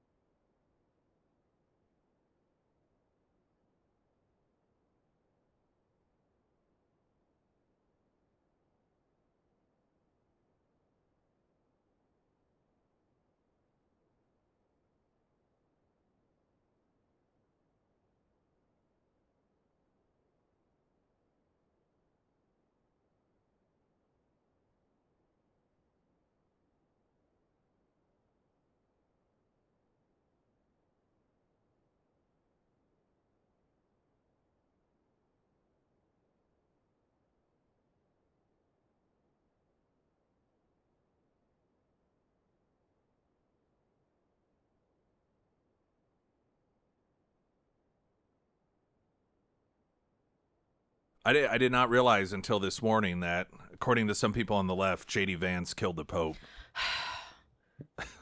I know. That was all over my newsfeed yesterday. And yesterday, you and I we worked Good Friday, Yes. which was a paid day off, and so we were off yesterday, and I just didn't really follow anything that was going on in the news, but someone had texted in asking, and we talked about, they were joking, if we had talked about J.D. Vance killing the Pope yet. And so I thought, well, I must have missed something. I do DuckDuckGo search. J.D. Vance, the third thing that popped up is killed the Pope. Yep. That's all it was, all over my social media. It's just these people. So what is it? So JD Vance went and visited with him on Easter Sunday, I believe. So he was kind of the last person to actually have like a set down interview with him. And there's all these photos and videos of him like, shaking his hand and whatnot. And then, 24 hours later, boom, Pope's dead. And everybody's like, well, look, he has killed the Pope. Well, of course, Yep. because he's J.D. Vance. And Some of the comments were like, well, you saw what he did with that trophy and now the Pope. Like, good Lord. True Trump derangement syndrome is a mental disability. Some of these people truly believe it. I think so.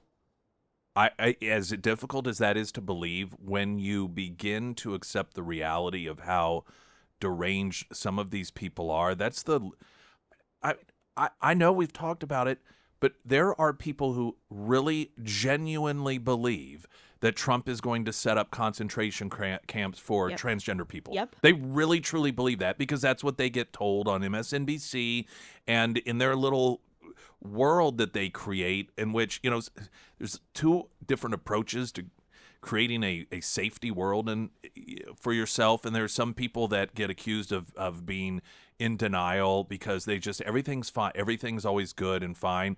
But then people on the left, they seem to take that opposite approach. They want to believe horrible things are going to happen, which I think that is a mental disability. When your go-to is to hope that bad things are happening and to be disappointed if you find out that they're not happening, there's something wrong. And I don't mean that as an insult. That's just not a good place to be in terms of mental health. And I've learned over the years that people who would claim Trump was going to do these horrible things or did these horrible things, when they find out that it's not true, they're genuinely disappointed that they were wrong. Now, how sick is that? Like they want Trump to be a dictator. They want Trump to be Hitler. They want all these awful things to happen so that their hatred for him can be validated. And when you really recognize that, it does not surprise me there are people that think J.D. Vance killed the Pope. And most of those people probably ultimately don't even really like Christians anyhow, or the Catholic Church. I mean, they will rail against the Catholic Church any opportunity they get to cast all priests as pedophiles. But now I guess they're great champions of the Pope because they think J.D. Vance killed the Pope. Must be very conflicting for the left. One of the last things that he said as he was exiting, he said, I pray for you every day. God bless you. That's what Vance said to the Pope. Well, clearly he was covering for whatever he did. So is the belief, I can't believe I have to ask this question, but that he got him sick on accident or that he actually killed him? Like deliberately killed him? I don't know. I think it's just the fact that he was one of the last people to actually have like a sit down formal meeting with him. And then like less than 24 hours later. Well, obviously. Well, thank goodness he didn't die while J.D. Vance was there. Can you imagine? It would have been proof. Impeachment time. Put him in jail. Murdered the Pope. It's what Hitler would have done if he could have done it. Well, it's true. This is how they're so deranged. What an exhausting life to live, just to be that insanely deranged. It really is a mental condition. There is a new ad that I want to play coming up here that Senate Republicans have released in regards to Democrats and their newfound love of wife-beating gang members, a.k.a. MS-13. That next, I'm Nick Reed.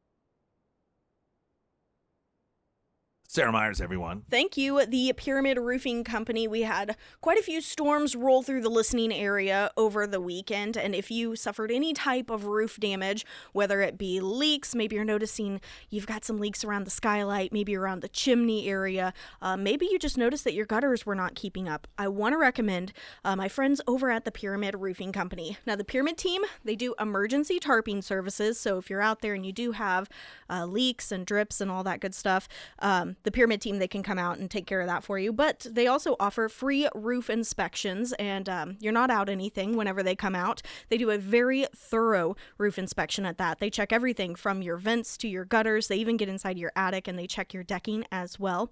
And then they come up with the best solution for you and your home. Maybe that doesn't mean a whole new roof. Maybe that just means a simple roof repair. Either way, the Pyramid team, they can get you all taken care of. So if you do need to schedule that free roof inspection, reach out to Josh and his team today. You can find all of that contact information under the Sarah's Endorsements tab at ksgf.com. Someone had texted in. Okay. So someone said I'd pay to see Sarah and Nick trade places for the day, the Sarah show. And I was like, oh, Sarah has a show. I do have a show. Well, and they said, no. I meant you do Saturday show, and then she does Monday through Friday. Oh, well, I don't know about I have. that. Well, I kind of filled in on your show. Yes. Darren Chappell actually did, but I listened to a portion of it. But I produced for him when you were. You guys were so kind on my show too, and I'm like, why aren't you like that when I'm actually around? Oh, kind to you? Yeah. I don't remember that at all. Jared filling us in on the J.D. Vance murdered the Pope controversy. So the full story was that the Pope was advised not to see anyone to avoid further illness, but he saw J.D. last. The news doesn't mention the prison visit and others that the Pope saw between his release from the hospital and the Vance visit. Right. Well, and he was constantly, they were always saying you need to be on bed rest, like you need to make sure that you're not around crowds, and he just wasn't following those orders. Oh, so sounds but of to course, me like somebody's covering for Hitler. Yeah, but of course J.D. Vance comes and murdered him. Well, if you're going to murder the Pope, that's the perfect time to do it, right? That way you can be like, look, he was sick. Visiting prisons and stuff, just like Van Hollen was visiting prisons. And so he was sick anyway. The joke is, who is J.D. Vance going to visit next? I believe it can be a new career for him. And in fact, you said someone had sent in some suggestions. Yeah, they said they need to maybe J.D. Vance can be like, oh, sorry, go ahead. Somebody had said that he needs to go visit George Soros next. Maybe J.D. Vance is going to be like that cat at the nursing home. Did you ever see that story? There was a story that went viral about the cat that predicted death. Yes. And it would, any time it would lay on someone in the nursing home for an extended period of time, that person would usually die like in the next, a very short period of time. And so this cat was essentially being seen as the cat that predicted death. What eventually, from a medical perspective, was what they said, well, here's what we think is happening, that usually right before people die, they have a spike in fever and body temperature, and even though that's such a small amount of increase, that it's something that cats that are constantly seeking out warmth would notice. And so that's what was actually going on, is that anytime one of the patients in the nursing home had their temperature rise a bit because they were going to be dying relatively soon, that the cat would gravitate towards that person. And I thought, now some people may dismiss it, but if you compare it to the cat predicts death and then does so by taking a nap on the person, I don't know. The fever spike thing seems to be a little more plausible. So maybe J.D. Vance could be like that cat, where he just goes around and he visits with people and then they die. Does it happen with anyone else? I don't think so. Okay, well, guess we'll see. All right, let's play an ad that the Republicans in the Senate released. I'm sure this is simply an online ad, and this is in response to Democrats' newfound best friend, wife-beating gang members from El Salvador. Welcome to El Salvador, home to breathtaking sunsets, world-class surf breaks, and gangbanger Kilmer Abrego Garcia. El Salvador is the destination for Democrats seeking the thrill of bringing violent, criminal, illegal aliens back to America. Come witness Trump derangement syndrome in its purest form. From Chris Van Hollen to Cory Booker. You may even see John Ossoff. So what are you waiting for, Senate Democrats? Join your colleagues. Step into the rhythm of rescue today. Now, coming from Senate Republicans, I'm pretty surprised, actually, that they're so buttoned up about these things, but not a bad ad. The Democrats continue to successfully, I might add, push this due process thing. The guy had due process. I think Republicans, I mean, listen, this really isn't that difficult of a battle to fight. Democrats are rallying around a wife-beating gang member of a terrorist organization. And they can say what they want about the process or, well, what this means for you, but most people who aren't wife-beating gang members of a terrorist organization aren't worried about being deported. And so just the mere fact that this is the person they're rallying around is a losing position for the Democrats to take. But this is an individual that on numerous occasions had his due process. Other than the fact that either these supporters of this guy are, you know, they've been lied to, and which we know that of course is happening, and they bought into the lie, or they themselves are lying. The guy, 2 separate courts found that he was a member of MS-13, and the immigration courts found that he is not to be in this country. He is to be, or was to be, deported. Now, the problem was they sent him to the wrong prison and the wrong country. That deportation order was so far back, it was, at the time, determined because he was a member of a rival gang, that's why he should not be sent to that prison, because his life would be danger in that prison. So I find it somewhat amusing when these supporters of so-called due process go on and on about the fact that there's no proof he was a member of MS-13. That was his entire defense for not being sent to El Salvador. The reason that you're arguing he should not be at that prison is based off of the fact that he was MS-13. That's the reason. I suspect many of you probably didn't, those of you, the few of you, the small percentage of you that are defenders of the process, probably didn't even realize that. So the deportation order, that he not be in this country, that is something that went through the due process. The determination by 2 separate courts that he's an MS-13 member, due process. I mean, he also got due process when twice his wife had to put a restraining order against him because he beat her. What more do you want in terms of due process? And I also just think there's something vile about someone who has already had his due process, and this decision to do everything they can to get him back inside the home in which his wife was a victim. Do you not realize the implications of that? You are desperately trying to put a man back in a home in which twice, do you know how often sometimes a woman, how bad it has to get before she goes through the process of getting a restraining order, particularly whenever your husband is a gang member? It's a pretty safe bet he didn't just beat her twice. In all likelihood, particularly given that there were kids in the house, it got to the point where she feared for not only her life, but her children's lives. And you're fighting to get this guy back at home? Van Hollen, that senator from Maryland, had the audacity to publicly say, oh, I gave her his love. I made sure she knew that he was, that he loves her. And what does the matter with you? Part of me wishes, I understand that the president of El Salvador, despite what some Democrats think, he is not under the jurisdiction of U.S. judges. So he does not have to do what a U.S. judge declares. That's not how these judges work. That's not how our system works. But part of me wouldn't mind him sending back to the U.S. so that he could then just be deported to some other country, which was the original deportation order. And then be like, hey, we just did what we were supposed to do. This is what you wanted.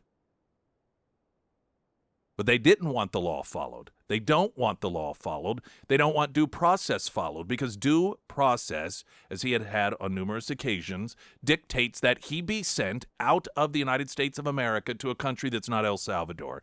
And I think that if that were done, we would immediately see that the Democrats did want this illegal gang member of a terrorist organization who beats his wife back in the home so he can get started at it once again. Springfield's Talk 1041, I'm Nick Reed.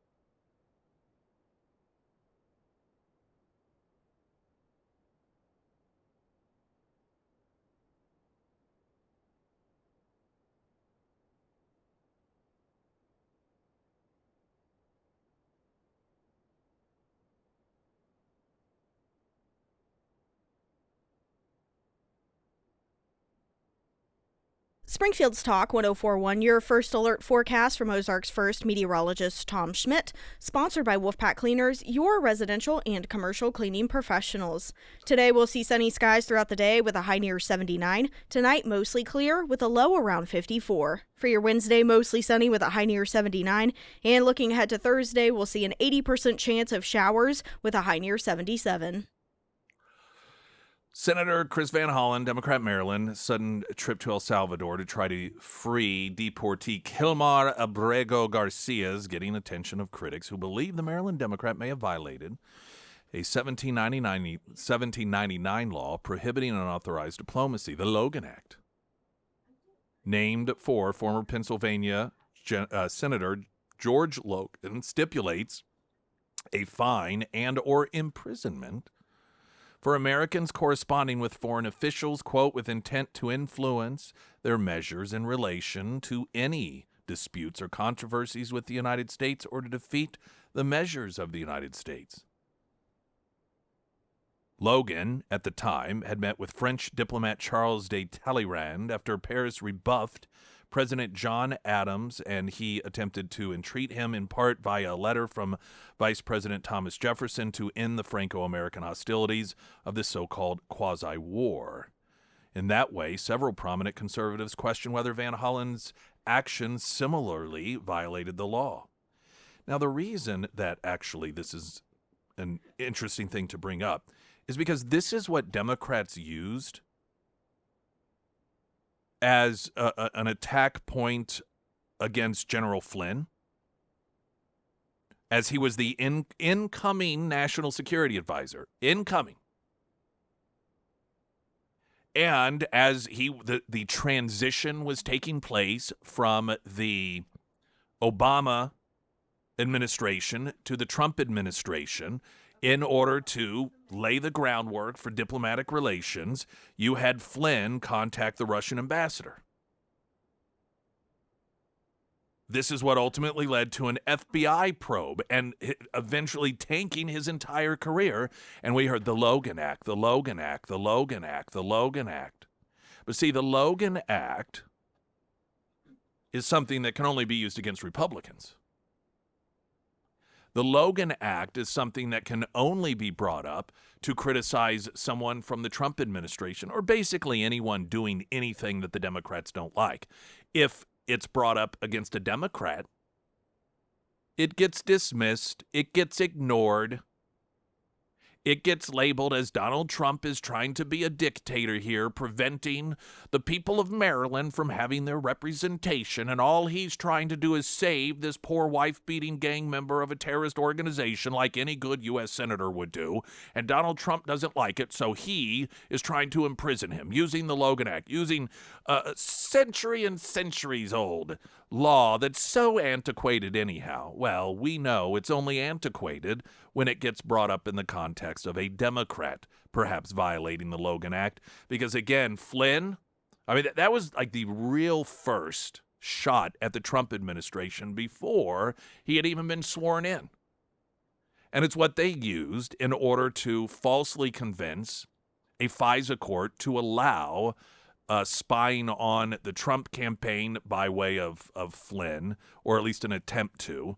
And just, you know, this guy tanked his career. And before, I believe he, quote, resigned the position before he ever was able to even take it. It may have been after Trump was sworn in that the resignation took place, but that was all under the Logan Act. There's a study that's been done on mainstream media and the mischaracterization of the wife-beating gang member of the terrorist organization who was ordered deported out of the United States, and how often, instead of describing what it is that our own government has found to be accurate about him, he, of course, just gets called a Maryland father of two or a Maryland father. The folks at MSNBC, CNN, and the like, all constantly trying to redefine who this individual is by using those benign terms. According to the study, CNN and MSNBC referred to Garcia as a Maryland man or similar terminology a total of 506 times in 3 weeks. Garcia was described as being from Maryland nearly 5 times more often than he was described as being from El Salvador, which, of course, is where he's actually from. Only 10% of the 318 reports about Garcia on both networks included any mention that he was even in the country illegally. Talking heads on MSNBC were almost twice as likely to misrepresent Garcia's immigration status as they were to describe it correctly. And that, again, is deliberate. I talked about this last week, where Van Hollen himself claimed that he was a legal citizen, only to have his office later say, oh, no, he misspoke. He didn't misspeak. The reason that the left deliberately lies about situations like this is so whenever their supporters are on social media and they want to validate their their misunderstanding of something because they've been misled, what they'll do is they'll Google his name and legal immigrant or U.S. citizen, and lo and behold, there's a U.S. senator that says just that.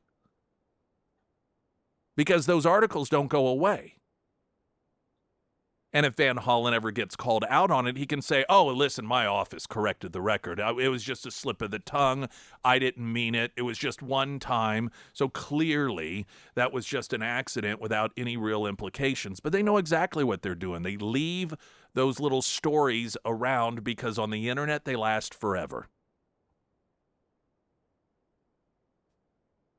Across 161 stories about Garcia, MSNBC only bothered to mention that he was in the U.S. illegally 11 times, 6.8% of the stories. Take the political nature out of it. What is the point of the news? Or what should the point be? The point should be that the viewer, the reader, the listener walks away with the greatest understanding of everything that's going on within the realm of that story. Even if one believes that this individual should not have been deported as ordered by a U.S. court,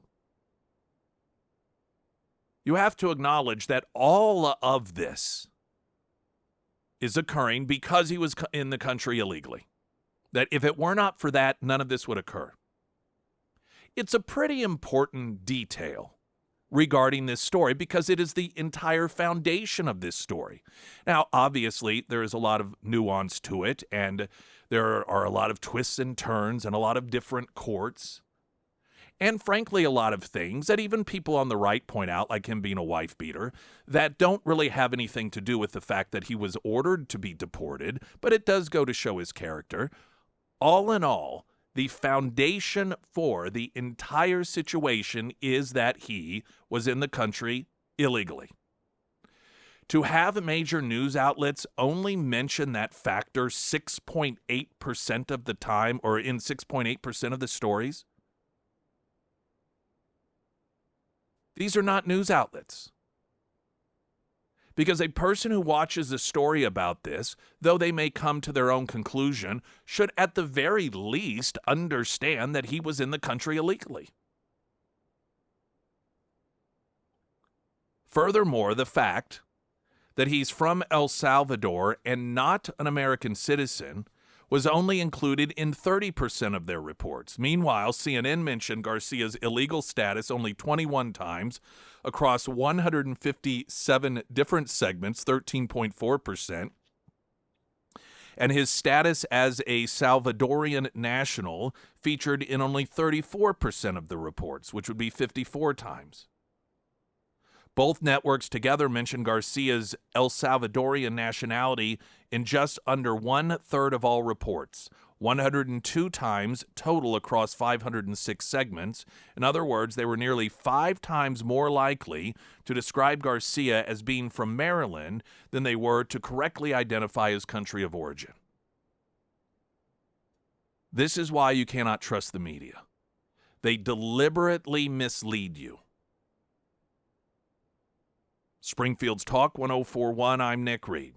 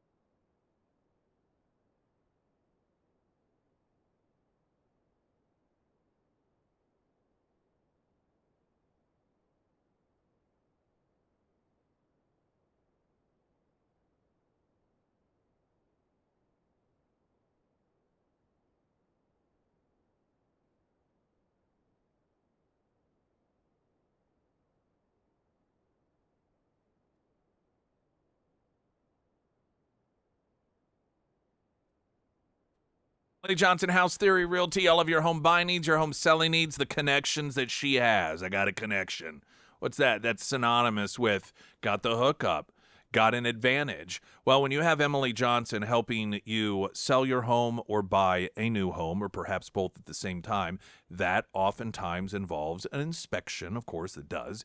But then, along with that inspection, many times comes a request to fix certain things.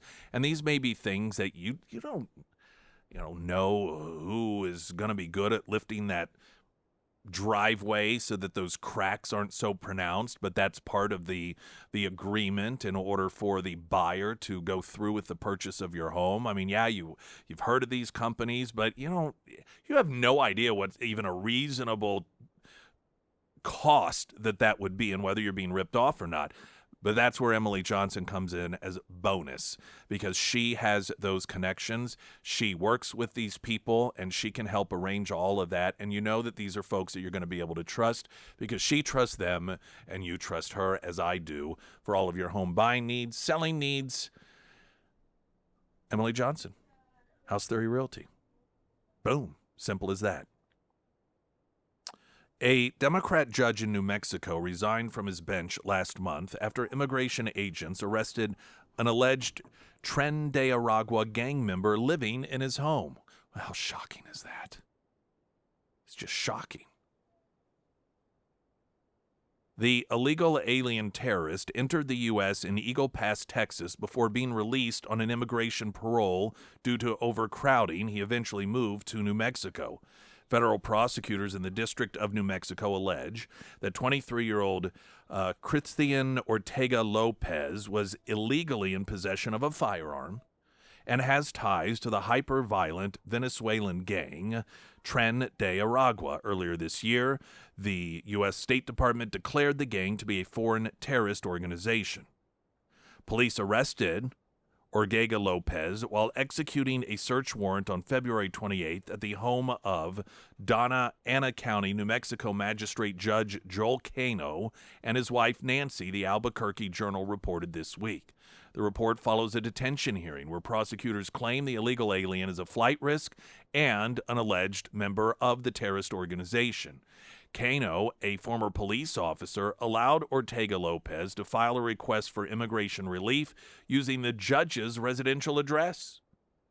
Court exhibits also posted social media post of the foreign national posing with the judge. Court records obtained by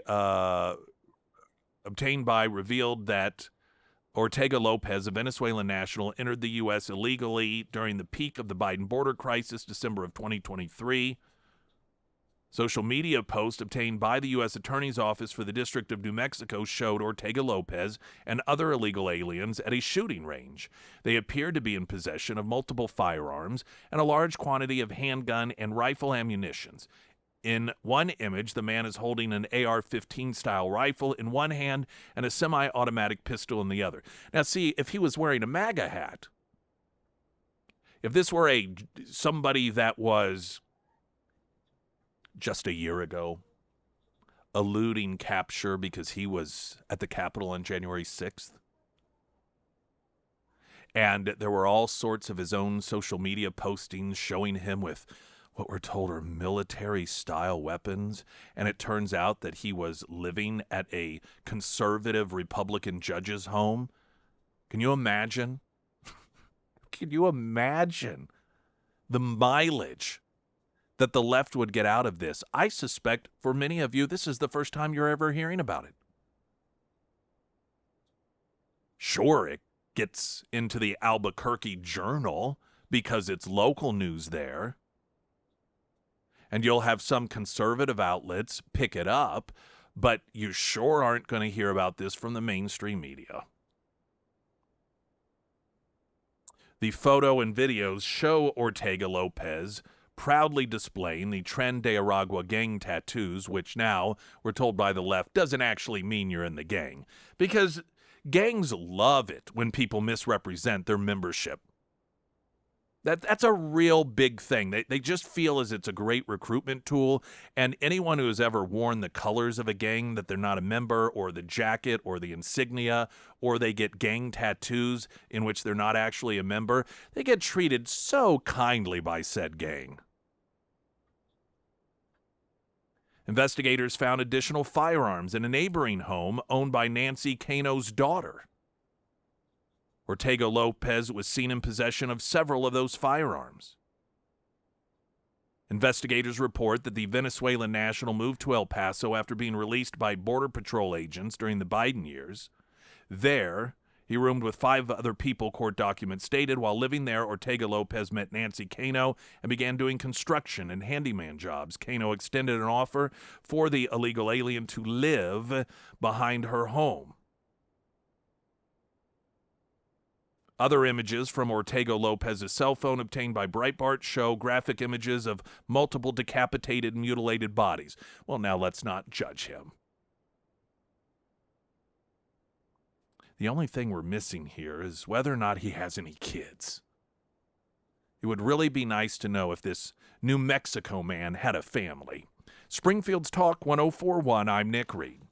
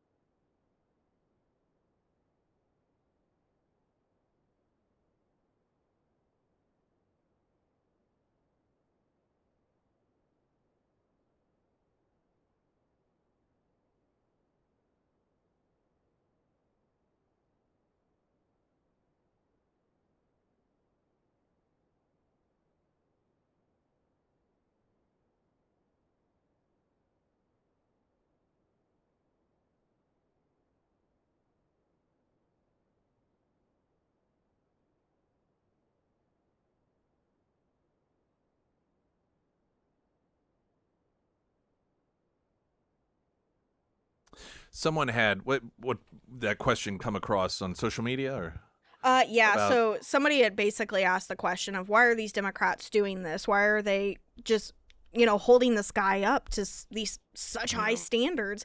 And then they pose the questions like, are they just this stupid, or is there more to this story? Are their families being threatened by these gangs? Are their families being extorted by these gangs? Now that's always a possibility. That's how these people operate.